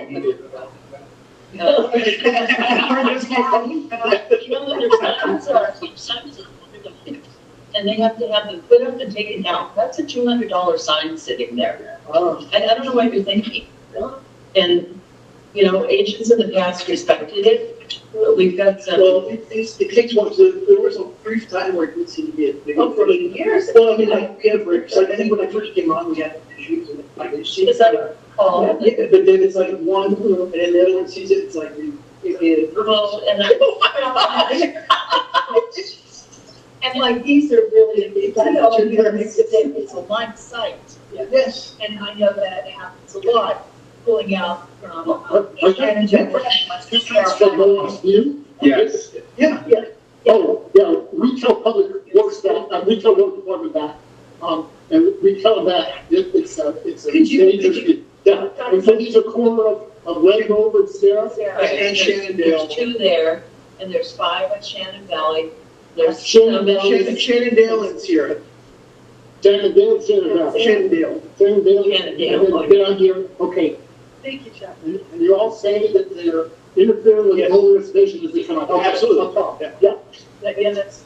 2 and 5, Yeah, Yes. and there's more at this side of town too, but I can text you where they are. okay, please, yeah, Some yeah. people have told me that they will take them down, but the biggest problem, the 2 are, I guess, rejecting the idea. And if we don't do something fast, it's just gonna proliferate everywhere. Well, it's got worse, like I said, the Shenandoah, it'd be like, it'll be 1, then maybe 2, and then like, it have so. And that's a particular hazard for motorists pulling out, it's trying to travel Yes, so you can't fast. see, yeah, there's no stop sign there. It's so Yeah, dangerous. and they're on both sides. So you look to your left, and I can't see it, I look to my right, I can't see it. On both sides? Yes, yeah, no, and then across the road, on the hillside, like they actually like wedged them into the hill. I'm actually impressed that they were able to do that. Engineering. Yeah, it's actually something else. I bet the sign company charged a lot more than that. We should, I know I would. Because they had to crawl up that. Well, not that, I don't know how they got it there without causing traffic, because there's no shoulder almost at that part. It's right at there, the hill comes down pretty hard. And you know what, when we used to have, when I was a working realtor, we had meetings every Wednesday, and we talked about it. You can't put your sign there, go take your sign down, or otherwise Pam's gonna do it. She's not nice. No, I'm kidding. I just think. Yes. Saying it across. I checked while you were out, I just want to let you know what we decided to do on 8941 is contact Senator Valadares Oh, okay. and try to have discussion. Yeah. It's awesome. You know that she inherited most of Wilkes Speak, so that, Oh, that's good. Yeah. That's good. yeah, so. Is Donna with them then? Donna Hill is, I love her. so she's with it, but she's working only insurance related stuff, because they're selling insurance that's But it's Garcia's former district director, Charles Navarro. Oh, He's yeah. their district director, and then Thomas Marino and Jack Danielson are also in her land council. Great. We're gonna write a letter to her, because I understood it, I don't have it in writing, but I understood that they don't told me this, like, I saw a list of supporters, and I understand sending her out there as a supporter, so we just need to talk about it. Because, Chuck, as you know, we have more transmission lines in our community than any other community in the world is in a high fire hazard area, so. It was like, what, 19? So, okay. All right. Everybody's favorite topic. Yes. Well, you don't, I'm making some notes. All right, our lawsuit, has been set to go before the judge on July 17th.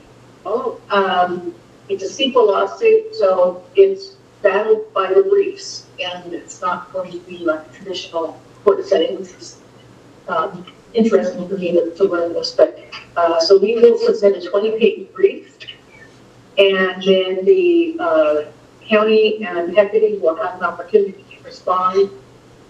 I think it's 30 days later with a brief that was specified in pages by the judge. I think it's 30 pages combined between the two of them. And then we have an opportunity to submit a rebuttal about 2 weeks later. And then the judge will look at all this and make a ruling on the 17th of July. And I'm sure, either way. of July? No. 17th of July, yeah, you just said that. You Yeah, said that's- 19. No, first she said. Yeah. Then he just said that he would make a ruling on the 17th of July 7th, after July 17th. Said that the 19th first. judge is gonna look at it, start looking at it on the 19th. No, our lawsuit is set for the 17th of July. Right. And we submit a brief in advance of that. Oh, I'm sorry. I'm sorry, I thought it was all started then. 70 days, that's pretty good. 70 days before the 17th of July. 70 days before the 17th of July, our brief is due. And then I believe 30 days after that, Yeah. the county and Hecate have to respond with their briefs. And then we have 2 more weeks for us to write a rebuttal. Okay. And then the judge throws it all in a pot, stirs it up, Yeah. and on the 17th of July, he goes into the hat and pulls out a rabbit. That's what Okay, I said. so then I'm sure whichever way the case goes, of course, Yes, but it is. in the event some miracle happens and we don't win that case, we will appeal, just like I'm sure they will appeal too. So in the end, this will probably be settled in a appellate court. So that's what's happening with the lawsuit. And I think we're going to be fine. Hecate has brought in a new law group.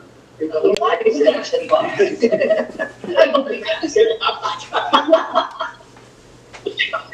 On March 27th, I participated in a public scoping meeting with LA County on the best site ordinance. It was mostly a listening session, which I thought was nice because they presented basics and then they sort of just sat back and let us talk. And I thought that was wonderful that we had a chance to voice our concern. Discourage people, they let they really give you a few minutes, yeah. And if it was dead air, you could come on and talk more. Yes, I mean, it's actually been got to comment several times, and I think some people were online, but they've been intimidated to comment. Yeah, it could be a little bit intimidating on the process if you've never done that before. But I had put out notice to all the people on my best mailing list about the meeting being available. I received an invitation in advance, but I didn't realize that it was open to everybody. Because I've had an invitation prior where it was just a private meeting, but this was open to the public, and once I realized that, I sent out the emails. So anyway, I thought that was a good meeting. On that, yeah, you could heard a lot of comments that I didn't think of in the public. They were on there. And some not even from Akron. Oh, yeah, there were people from, like, somebody was asking about the cow vets, which I thought was great. But a couple of things on that. So, you know, the motion that we're addressing with this, Supervisor Gorbat's motion, seeks to allow wind turbines at the Antelope Valley, right? On any unincorporated area, and seeks to eliminate the requirement that transmission lines, like extension subtraction, be above ground, be below ground, so above ground. So I was coming back from, I don't remember where, someplace, and I had to drive through Kern County. Oh, I was coming back from Bakersfield. And I looked to the left at the copy, and I was just struck all of a sudden, because I make that drive pretty often. Over the last 2 years, the number of wind turbines, when you drive north from Mojave, look to the left. Do you remember those old black and white photos of Huntington Beach? With all oil? Yeah, that's it. That's exactly what it was like. That's exactly. And have some more now. Got one day before I was working. So I did what I needed to do, Bakersfield, came back, and I took my husband, we went over, we took a long time and took just pictures of it, right? And we had to get out of the car to get pictures. It is wow. I mean, and we weren't at the base of that, because, we were following them. Some of them are enormous, and you don't realize how big they are until you see a truck parked. And then when you get this panoramic vision of it, I'm telling you, it looks like the oil there. That's a perfect. Did you take pictures on the backside of the hatchery? Oh, it's there, yeah. I only. Yeah, I don't know, the road, like, you go that way, and it's all yours. So I didn't, because I was focusing on pictures that On the simulated, on the 58? well, I left the 58. No, I was on the 14th. No, there's windmills coming up to the 58. Oh, yeah, no, I know, but And then once you get on the 58. okay. Oh, really? And they keep adding on. But I was trying to simulate what the Antelope Valley would look like with these things. And so I was focusing on the area west and south of Mojave. That's it.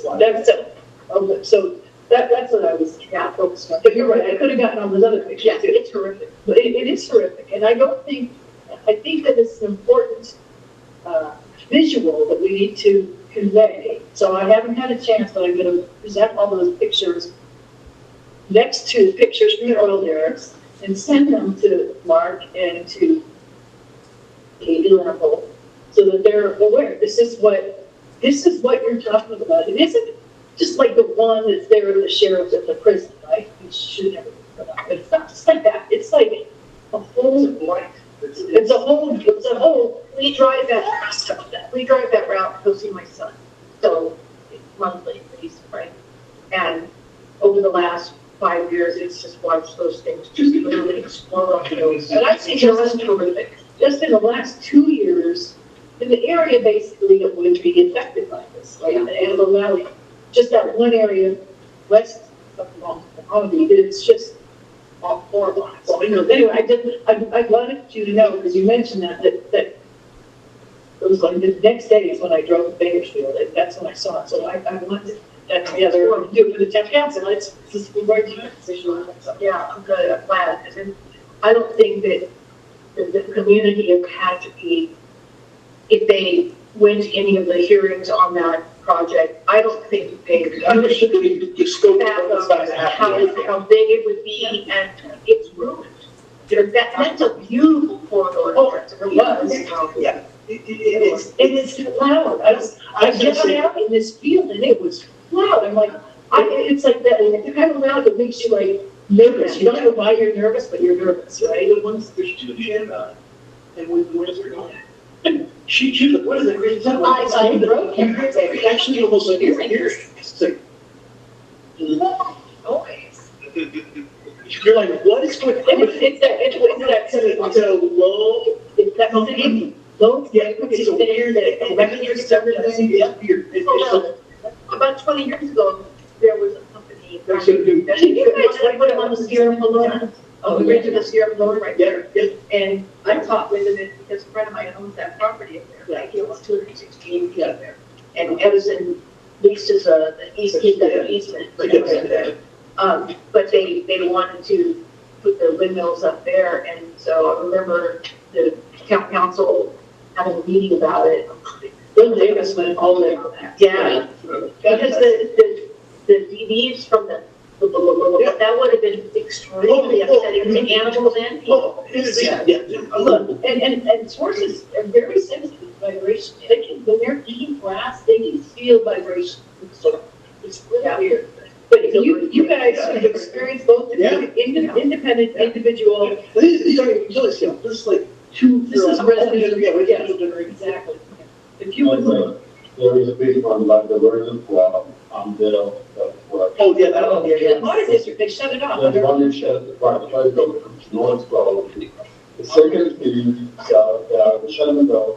Yeah. There is a small one Yeah, there's there. two. Yeah. And you can hear it from, Sierra Highway. Yep. Can you do me a favor? Can you write that, like, where in Sierra Highway that is? You can hear the windmills in Shannon Valley, so that, and send that to the town council. Because we're trying to gather. By D Road, Okay, something around that area, by the church there. that's at least a half a mile away. Yeah, you can hear that. So, yeah. But, it's not effective because if the wood is too slow, doesn't produce energy, it's too hard, it breaks everything. It's a mechanical device that gets into trouble every so often. And if you want the real damage, you have a forest of that in about 50 miles into the sea, into the ocean, and then you have good wind and no noise. Oh, no, except big truck, it screws up with the whales. It's Scandinavia that doesn't do that. I know, but they're destroying, whales are dying, and porpoises are dying, dolphins. And they're rusting. Well, there are ways to go, I don't know where the waves are going, but probably not everywhere. Yeah, just the sound carries far in the water, and so, And they're 10 miles away, It's true. it screws up their ability to, yeah, it screws up their ability to locate, they echolocate stuff, right? And they, So the Fountain River project, in Shasta County, wait, So what I was going to say, obviously, from the conversation at that meeting, it seemed obviously that we don't want the extra element of that perfect. So let's deal with the solar and the BESS as far as like the best way that it can do BESS, obviously whether it's technology, where it's located, and obviously with the solar, where the elements are out. So that us as the communities of the Ample Valley can start now and say, we don't want much turbines. yes, that's what I'm going for. So then, if we could, I could put that on the next area to say, let's create something, and the thing that really bothering is Forbeck saying, it's easier for her to say, put it in the Allen Valley, because they're not going to. There's no way they want to, they're strictly don't allow it. Yep. So, we can start with it, and then we'll bring it up there to see, then disseminate it, and just maybe something with, art design. Art design. You can feel it louder and say, yeah, no, we don't want it, so. Well, that's a great idea, because I also pointed out at that meeting that the Antelope Valley is considered, it is not considered, it is a mapped, important IBA, important bird area of the Audubon Society. And when you have all these big solar farms, they look like lakes, and will all go in because of birds, they're landing on water. And when you, and all of these windmills kill everything. Now, Cooper hawks, Swanson hawks, there's a lot of important birds in that area. Now, for the condors are collars, and they all feather when the condor comes by, so that they don't hit the condor. But they don't do it for any other birds, and you couldn't, right? So, I know, so it would be impossible. Yeah. So, but I think it's important, and I think that the county cared about that when I pointed out it's an important bird area of the Audubon Society. And then I pointed out that the area from LA County border, north of Malibu, all the way down to Santa Monica is not an important bird area at all. So if you're going to put these solar farms in, they really need to be all in the Malibu Mountains. On the, you know, it doesn't burn. Is there no birds? Yeah. Yeah. Birds. Good night, Jose. Thank you. But they project was 2 years ago, I moved to the office city.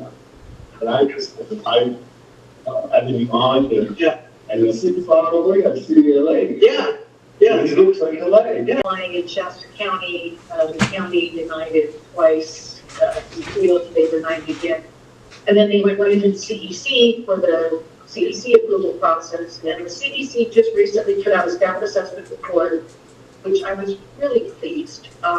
They said that there were several reasons why they were not going to recommend that the turbine project be built there, and among which were the fact that it didn't,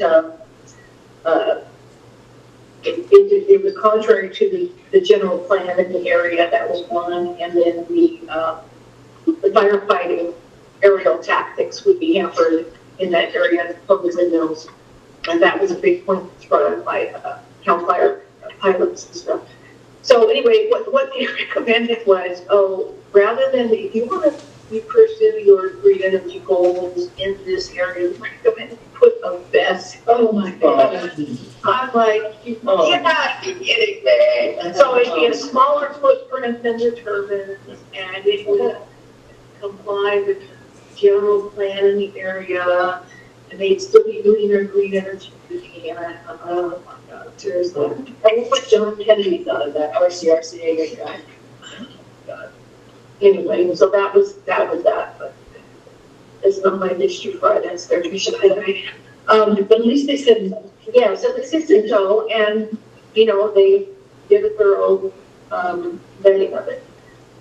Electric Power Research Institute, EPRI, put out a new white paper report that pretty much identifies organized community opposition as the main stumbling block for best project. So they state the importance of community outreach before a project application is submitted. Oh, that's good. That's a great idea. Yeah. Novel. And the importance of obtaining social license with the community in which they will decide to build a project. Obviously, having to deal with this, and it has resulted in the project being strongly opposed and in litigation in court.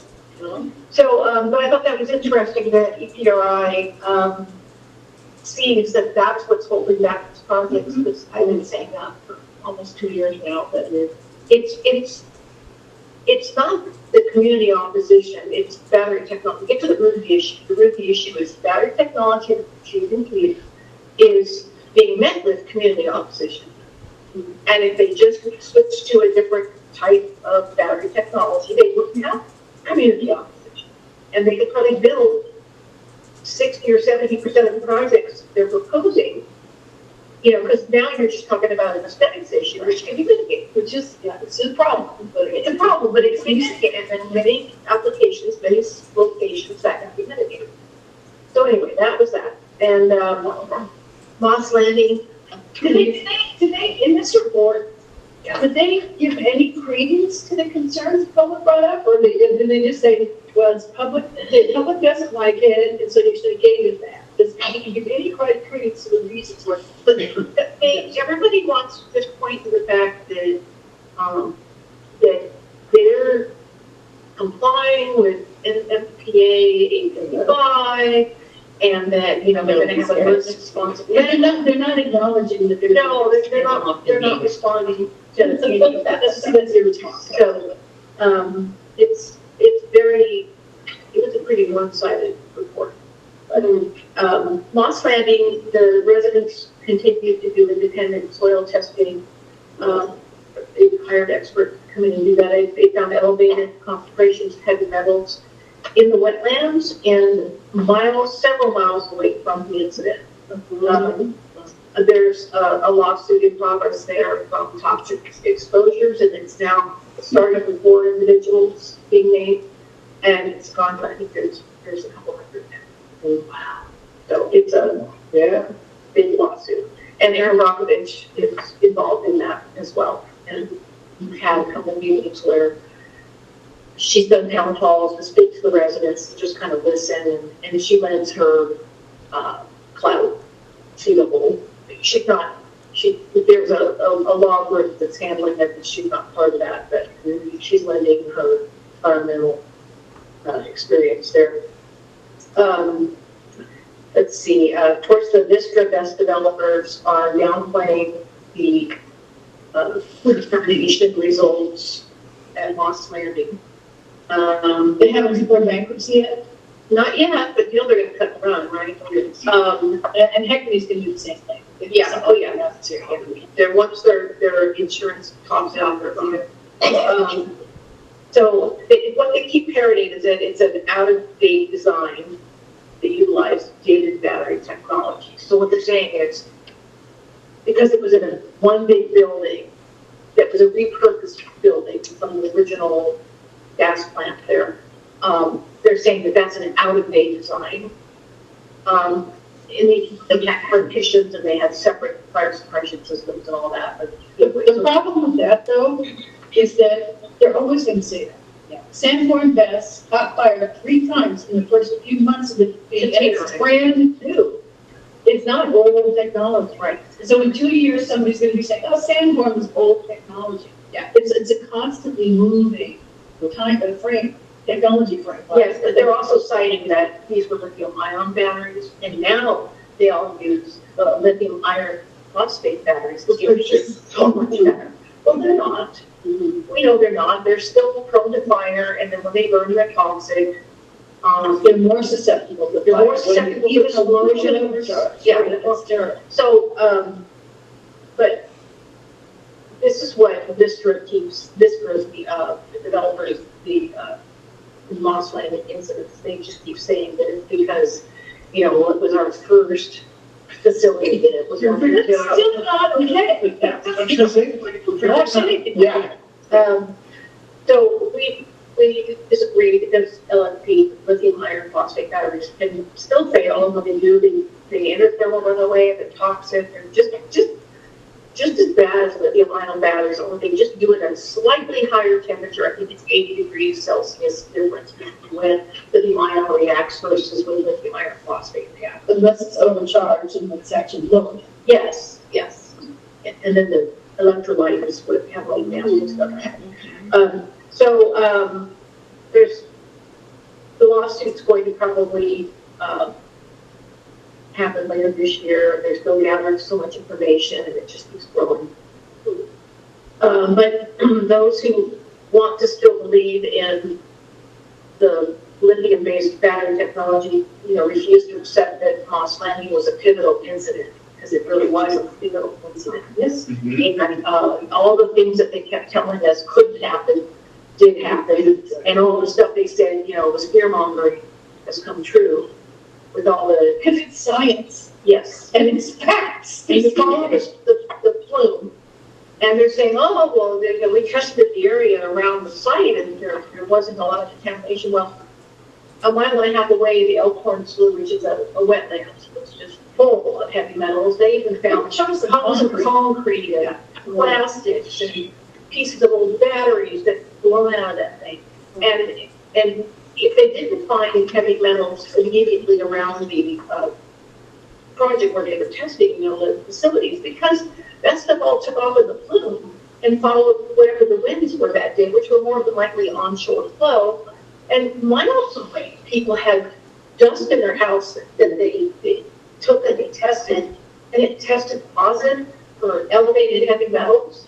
People had nose pains and sore throats and headaches that wouldn't go away. It's very frightening, and I don't want our community to be Moss Landing 2.0. So we're going to just keep fighting this. I participated in another webinar with National Fire Protection Agency and NFPA on environmental impacts of lithium-ion fires and how they differ from more common fires. But I'll be honest, I got very little out of this webinar. The two people that were narrating and had heavy French accents. And, you know, if it was Irish, it'd be different. I don't know. Because I live with one of those. But the French was really hard to understand. It was very distracting for me. I was watching the post captioning, like being, and even the AI couldn't understand what they were saying. And they were writing the craziest words that I knew was what they meant. So when I get to recording, in a couple of weeks, they'll finish the recording, I'll go back and I'll mute it. And I'll go through and just read the presentation and see if I can get something out. Could you send the town council the link to that webinar? Yeah, when I get that, it should be. Some of us are better hearing English than the others, they think that that's good. So, So what was in that webinar then, it was, well, they were just talking about they were talking about heavy metals, they were talking about the effects of a living line on fire versus like, common, fire. That's a really important. They are very important. I wish I could have gotten something out of it. I just couldn't freaking understand them. it was, National Fire Prevention Agency. okay. Protection Agency, yeah. And the gal that was the hostess, you know, she was, I think, Canadian or American, but she, you know, spoke perfectly clear. And then all of a sudden, these two French people jumped in. And I'm like, no! It was really hard. I mean, I've had to deal with Middle Eastern accents. I've had to deal, I mean, a lot of these webinars they're from all over the world. But these two people had really, and the French, they put the inflection on what they're talking about. Yeah, they put it on the first syllable instead of the last. And it's just, yeah. I'm sure it all made sense to them, but it didn't make sense. So I'll catch up on that later. AB 303, which was the bill that I've been trying to get the community to write letters about. That bill has been pulled off the calendar because there's been so much public response to it. They know it's important. And so they pulled it off the calendar to basically gather the forces. It's alive and well. And Dawn Addis, the assemblywoman from Monterey Bay, has tried to put a enforcement mechanism in place when there wasn't one for SB 38, which was the one that mandated they all had to have an emergency response and action plan, or there was no enforcement mechanism. So now they're trying to it's really dumb. Anyway, so that's what they're doing. So we're very much supporting AB 303 because of all the other bills that are proposed. This is the only one that actually tries to mitigate the risks to the communities that they're building in. The rest are all just about, to me, it's song and dance. It's about trying to make us all feel better because they have an emergency response and action plan in hand as they file their application for approval, and that does nothing. Emergency response is not litigation. No. It's just Reaction. And it does nothing to save, 2,000 people from being inconvenienced by an evacuation or shelter in place, or by being toxically exposed or having their home be coated in dust of heavy metals, and now they have to worry about, cleaning a certain way with wet cloths and trying to get with gloves on. it's all messy waste, which is expensive to dispose of. Yeah, it's just, it's all these bills. I don't think a lot of these legislators really know enough about the toxicity of these batteries. So they're just trying to make everybody feel better by saying, oh, look, we're going to have emergency response and action plans, and it's going to be right at the front, blah, blah, blah. So that's all I got. Most of the applications are usually so a lot of many times in the literature about baby, for example, that the battery exploded and had those where we had motorcycle explosion of the battery, electric battery, motorcycle. There's one from the Italian resource that looked at bursting the fire of the electric battery in tunnels under the mountain. And that's as close as I can get to what we can expect around here. And there was some kind of laboratory data to look at what the distribution of Well, it's not mainly, the only production things, which is hydrofluoric acid. And hydroxy, it's not big so much, but hydrofluoric acid is a major issue that the water and the liquid get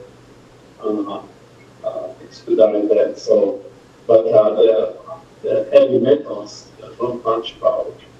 Now, the hydrogen fluoride is released at the very beginning.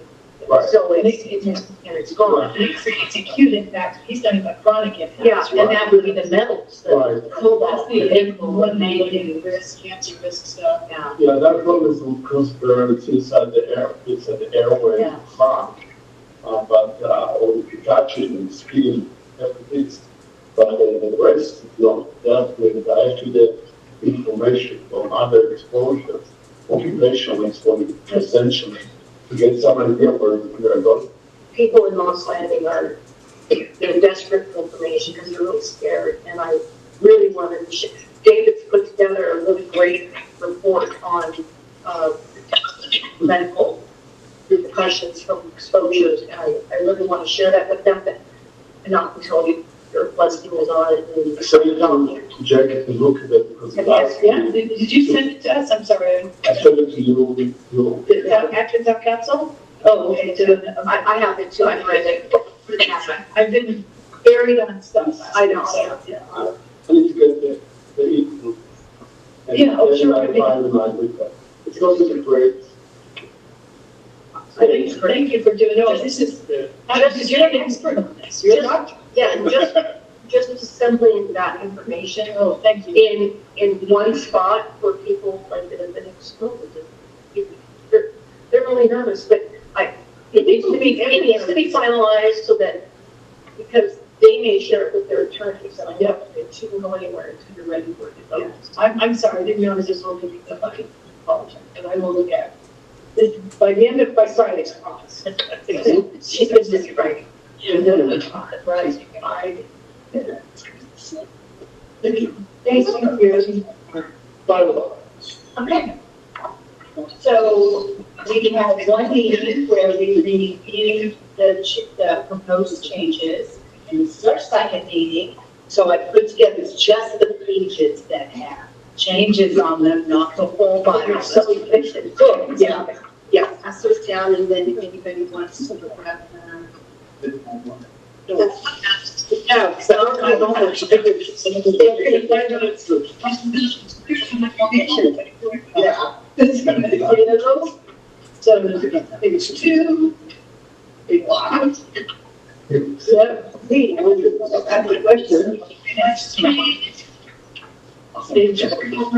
I'll get some pictures. I'm gonna go, but it takes 2 seconds. Okay, I'm not gonna follow along. No, it's 7. So on the first page, of course, the only thing that's highlighted is revised and improved, and it'll have the new date on it. Okay, on the next page, section 3 under reports, we can no longer do the 990N e-file. Okay, so we have to do the 990EZ. Oh, yeah. Okay, and there's nothing easy about it. And I spent about 6 hours working. You know, everybody knows that Kelly has been doing it while I'm dealing with the cancer thing, so I'm very grateful. Yes. Okay. He's taking my job. So then the next thing is we have proposed to change the maximum number of elected members from 9 to 7. We've never had 9, I think maybe 1, 6 years I've been here. Yeah. We haven't had 9 since So we still have an empty seat Yes, we still have an empty seat. that we could appoint. Anybody in this room could have. That's 60 each. So we got to the. Then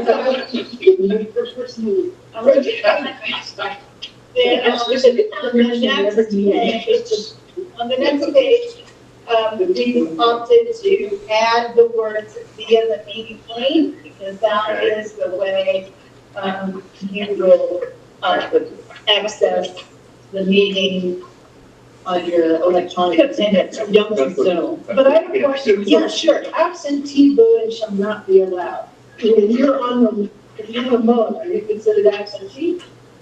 You know, I took that as like abstention, like. If I was absent, I couldn't just write in and say, oh, I'm gonna be in France. Cause you. That's, to the French people, but you can vote yes, but we can't do that. Should you have to be in electronic attendance?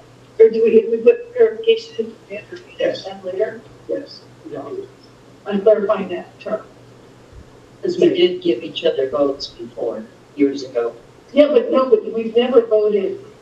Well, let's read the whole thing. Here, you couldn't vote. Let me read the whole, either here or remote. So nobody ever voted if somebody wasn't. The whole entire thing says each member shall have one vote on the council. Electronic attendance via the meeting link and voting at a meeting is allowed with prior notice to the council. So that is the only way you can vote. Absentee voting shall not be allowed. I'm good. Okay. All right. Sorry about that. Okay, no, it's not a problem. Okay, and then on the next page, we are adding to our committee list, Education Committee. So that's where it gets added. Then the next page gives us our section 14 is the Education Committee, and the Education Committee shall consist of council members and the community. The purpose is to inform the community about education issues and bring outside opportunities. And then the old section 14, which was the special committees, is now going to be section 15. Okay. All right. Okay.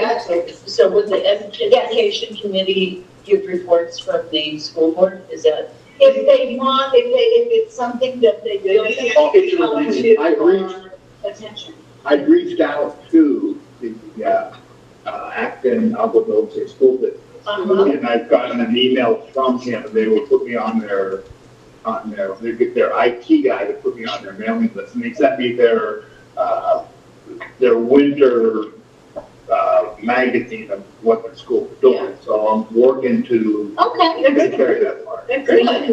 So John is going to be our. I'm going back to school. Let me make a request yes, that when these are finalized, that they accept with their statement of information. Yes. And it goes out to this statement change. Yes, the statement of information to which Secretary of State. Yes. So should I make the motion to approve this as written? Yes. Sorry to change that form on the minute. Well, the problem is we didn't get the notification because we are tax person. Yeah.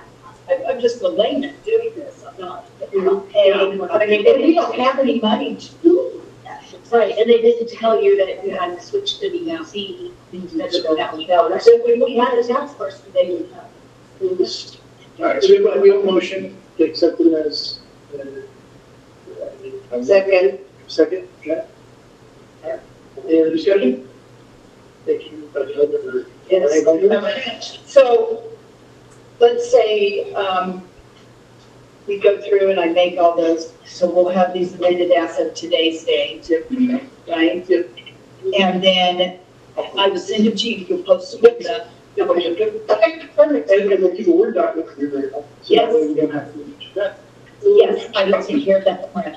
All good? Alright. Opposed? Good. We're on Yeah, I'm good. education, is anybody available to go to the other 14? Well, if you're able to go, email me and I will do. I think I can go. Nobody's got a car, so I mean, I don't, nobody can come. Well, if you're going, you need to get yourself there, because nobody else is going. Oh, yeah, it's here, no, sure. I think I'm in LA, and No, it's not. no, okay, I'm okay. So you want to go then? I can go on, yeah. Since I'm alone, say the building, I Sure. It's, yeah. I think that's on the don't say elementary. I'm But I don't think we need to go, it's for current and use changes. So, Well, then why did you give us that? I think we're just something. Okay. Yeah. Okay. Yeah, sorry, I didn't. No, it's okay. I thought I read the whole thing. I was like, oh. Let's go to that one, the 14th. For current and interested channel. Because we do try to keep people posted on what's going on at the I think it's school. good to ask for anybody interested, I understand. Okay, so minutes. Okay, I passed down minutes for the last regular meetings, January, some of you, a few of you have January, because a lot of us missed it, and I took Jackie's notes, added what I could, and, the only notes from, March 3rd, which is the one I missed because I was sick, and I listened to most of it, but, I think I got notes, but that was the notes that I don't have, like, the time the meeting ended. I think I do. Yeah, okay. And So so, I can write those as soon as I get down in. did you get permission to go to Texas? I do have to. She's supposed to ask. So sorry, I asked my husband. Okay, good. So, Okay, and then next time, we must. Old one. That's what this was about. I guess, well, yeah, if you guys want to go to, yeah. I got good with it. Yeah, we go back to, September. I know, it was like 2 months ago. And And I got some changes, I got changes for June. Yeah. June, I've got changes from, and so I would do all of them from September to, December. I would move the beat, I just want to understand, there's any concern, it's like I said, I went 3 months ago. Yeah. Or 2 months, when you gave us the exact. We can always change, reconsider, right? You can come back. Yeah, so. I'm okay. All right, all in favor? Aye. Aye. Vote. Carried. Who's second? No. I heard you say you did that. Oh, okay. All right, Edward, he's still doing one more.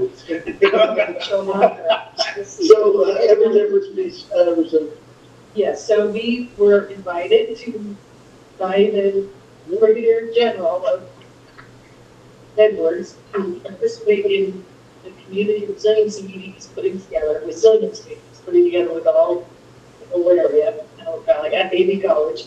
It's on April 11th. I don't know the time. Okay, I'm assuming it's going to be a chunk of time. So we accepted the invitation, because I told him I could go. I told you all I could go in the email. So we decided to accept the invitation, but now It's 9 to 12. Oh, it's 9 to 12. Oh, thank you so much. Because I didn't see that anywhere, so. That is on the, what's it?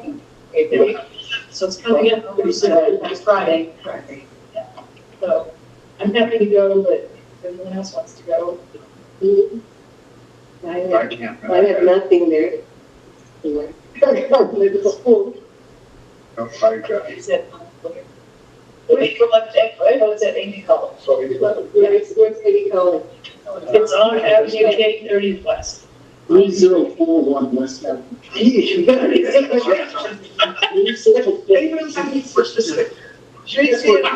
What's the color of the building? I don't know, but I know the address is. 3041. 3041 West Avenue K. I wrote lots of newspaper stories with lots of addresses. Or the bellman, I still don't remember where. Okay, so we'll keep moving, so we can get to talk back about that. Committee reports, so education, I need to update that to say, sorry. And it sounded like you would give us a little bit of an update that you reached out. Yeah, I reached out to, and I'm afraid to Eric, the hunt team. So, Yeah. Supervisor. Yeah. So, you're gonna add me to the list. Oh, okay. And, he just gave a couple of update, but, so, the students were invited to a Medal of Honor for Medal Art, forum at the Ronald Reagan Library. Oh, wow. The, three Medal of Honor winners discussed with over 600 students the values of courage, commitment, citizenship, sacrifice, and care. Wow. And they got away from the computer. High Desert was named a Medal of Honor school for their efforts to encourage academic, sports, and family. Yeah, they do. That was partly due to shorter sports season, which allowed students to explore their passions in music instead. And then it's Vasquez High School for sports. Their girls joined the SCIL. Their soccer team joined the SCIL league and took second place. They didn't do the playoffs. Wow. The boys soccer team also made the playoffs. They have, He's got a new field. Vasquez has 30 athletes on their track and field. You're kidding. Yeah, they got Just more. like in 2020, they could barely, well, before COVID, they could barely feel like. They got more track meets than they do for the football. Yeah. And the baseball team is not to go up and watch it. They're on a roll. This spring they dumped off much larger schools, Canyon, Golden Valley, and Ellis Valley. Nice. So they're doing fine sports wise. So I will have hopefully more information. Excellent. That's good. Yeah, cool. Okay, just so you know, put that down in the bottom. Now, and just if you put the list in the same. Oh, yeah. Yes. Yeah, I got that done, so. Yeah. Yeah.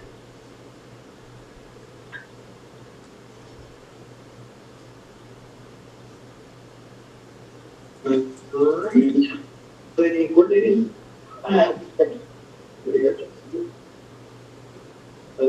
This be, finance ways means, Pam? No, I don't have anything to report.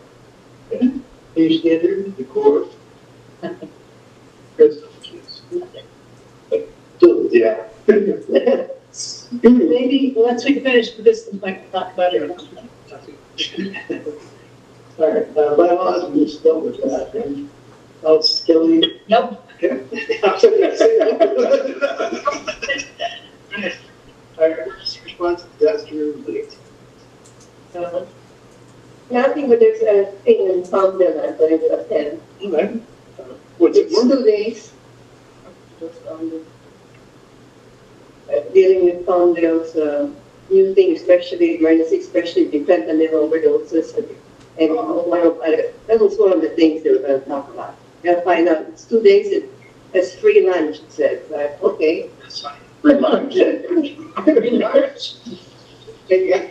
And go to the, yeah, and so yeah. And can I say something on I attended the collaboration meeting this morning. They just started it last year in May. But it's like what And they do the events.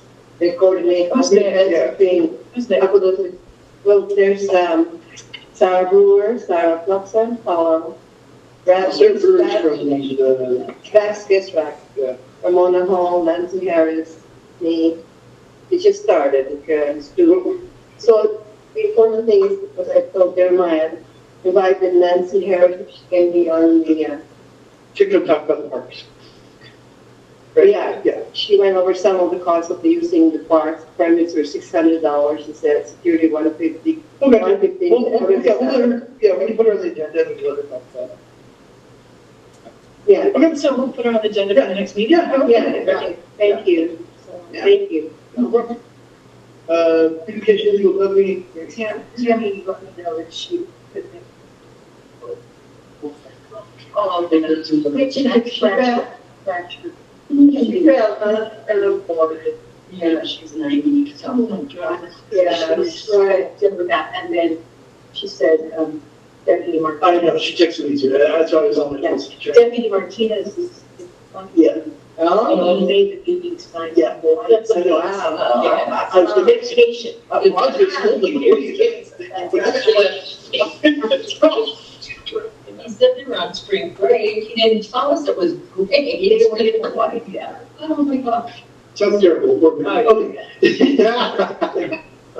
Phil Goshen thing. Oh, well, remember and I haven't done it yet, but we need to get that thing together. Metro studies, Phil, traffic safety, city roads, schools. All right, then high speed rail. I don't know anything about high-speed rail right now. Does anybody know anything? Other than the last thing of it being possibly investigating. Yeah. Yeah. Yeah, funding. Well, we're trying to just claw that out. Yeah. Yeah. They got like a quarter mile of drain work done, right? Yeah, they did. Track So I don't know, San Francisco. No. I want to do Yeah. The bridge over the 99. Yeah. That's a bridge to nowhere. That's like $40 million. That's what I said.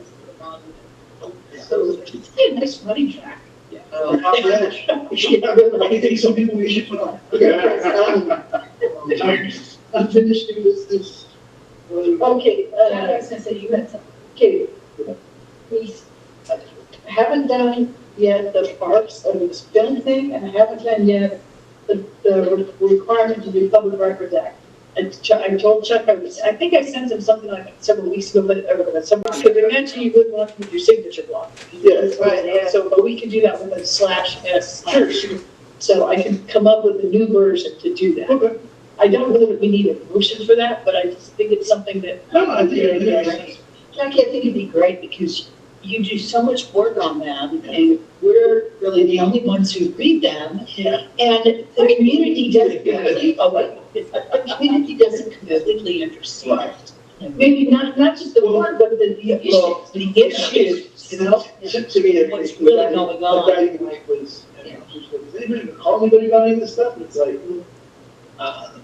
We've been doing like it. letters, cards, Yeah. all sorts of stuff. But there's a gap. There's a gap. There's a gap. Right. So it's fine, yes, but that's what I mean, you like having it available, at least also be quick, so go ahead and read, whatever. I can look at a way to organize that, by topic or something, so. Yes. Make it a little more. I think it's more important now than ever because we don't have enough people. Yes, and let's do it on the section that's not announcements. No. They'll just- I'll create like some kind of like, I don't know, say the library or some kind of like letters, and we can, I'll work it. One more Yeah, suggestion, absolutely. maybe, when you post to your website, you also post to your Facebook page. Yeah, Or your next door page, because, I refuse to be next door, but I will do next door. okay, because there is a active town council group Yeah, page, right? Yeah. And, I mean, do we have control of yes, that? yeah. Oh, is that on Well, how'd Facebook? you do that? It's not something I have control over. Oh. So, Is yeah. that on Facebook? Yeah. And next door, but I mean, the Yeah, people that's where they go for all information. Yeah. I think people should see this Canada stuff, and they should see this stuff. Yeah, it'll be hard to post things. Yes, the catch usually, we're not that question, it's like, yes, and then I get being, I was like, I don't have time to sit there and like, rebut every. Then what we could maybe say is that the town council won't reply to any. No, so we do have that on there, I'm saying is You can shut down the comment. yeah. Disable the comment. Yeah, the problem, so there's two things, like, one is like, I can on our page, but once somebody shares it off, like, it's the communication, then I like refuse to weigh in to like, and so you get things like, Canvas is great, okay, Canvas, we should have it, community, it's awesome. Yeah. And it's like, okay, well, I know that's not true, like, there's some stuff good, but now I'm either like, slogging up, it's like, I agree, yeah, I'll make it a point to make it, like, yeah, it's more of like, I just don't know. Tonight, Yeah, well, yeah, it's more of, so more than it's, of like, feeling like I need to like, defend it every, and look at it. So anyway, I agree, I will do that. or if it was a stations page where you're just communicating correspondence that Sure. you sent in, that you were gonna make public on your. Yeah. And we can make it public there, and then just disable comments so nobody can comment. Yeah, no, that's fine. Comments have been disabled. Yeah. For your reading function. Sure. I can, I just make this, I think I can automate some of the stuff, when somebody posts your words. Were you reading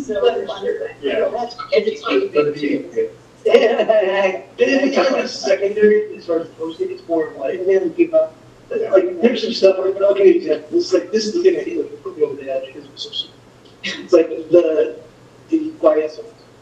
Oh, I know. Calling in being like, I like the train noise, it's great. Like, two houses away. Like, where do you live? Well, I live up, whatever. Yeah. You don't hear the train noise. So portions like, so anyway, there's stuff like that, just like, I feel like, so that was like the one where I was like, how is anybody like, this is great, this isn't a little train bell that's quaint, and yeah, or like, hey, it's been there forever, it's like, no, they're airports. No, and it hasn't been there forever. It only started in 2005.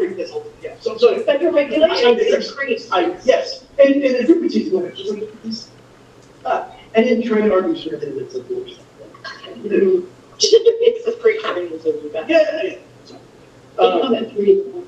Okay, so we have film with that, we're gonna post this stuff. And Happy Trails is at the next meeting, and the parks issue just said.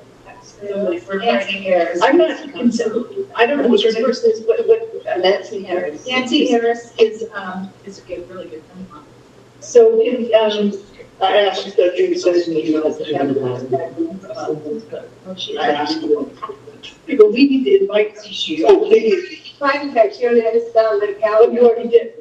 Oh, okay, just so you know, because I okay, that's, oh, thanks, so that's what I was trying to figure out, like, what do I do? You know what I need to do? Hey, it's like that. Nothing to do. This is her. all right, Nothing to do, and Jim. with that, Nothing. we're gonna adjourn at 9. Wow. I think so. I was going to pick up bribes, you didn't be here. Somebody mentioned it out. Yeah. Oh, it's something that. Oh, what's okay? Okay, yeah, that would be great. Contacts. I just looked this. So next month, though, I'm gonna, when Nancy is here too, I'm gonna get an announcement. My daughter, Ashley, is putting together a walk for my granddaughter who's just 70, and it's a special need. She's got a syndrome called Pitt-Hopkins, and she is putting together a walk for awareness for Pitt-Hopkins and to raise money for the foundation. Oh, wow. So And we're getting. it's gonna be at our talk. Okay. So, yeah. Okay, so let's put a flyer together. Be at our website. I'll put it on all these places. So we'll make that announcement, have a flyer by. That would be great. Maybe. Yeah, I did put out word. Yes. And my daughter. Thanks, Chuck. I knew it was one Thank meeting. you. Go ahead, Chuck. Say goodbye. It's a way with the month. Yes.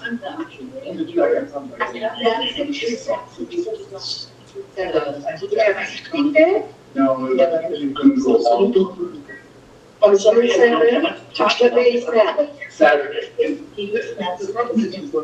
Oh, I also have a good vacation in Montana. Holy mackerel. One out there. Oh, they're walking here. You're right. You do it, I go and go get it. That's the best.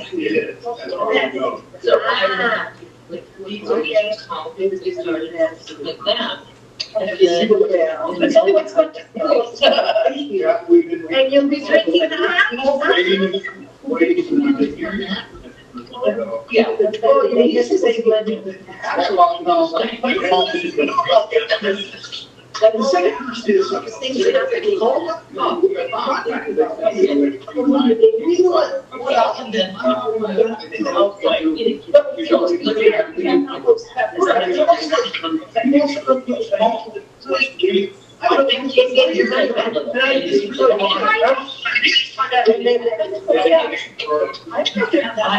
It's great.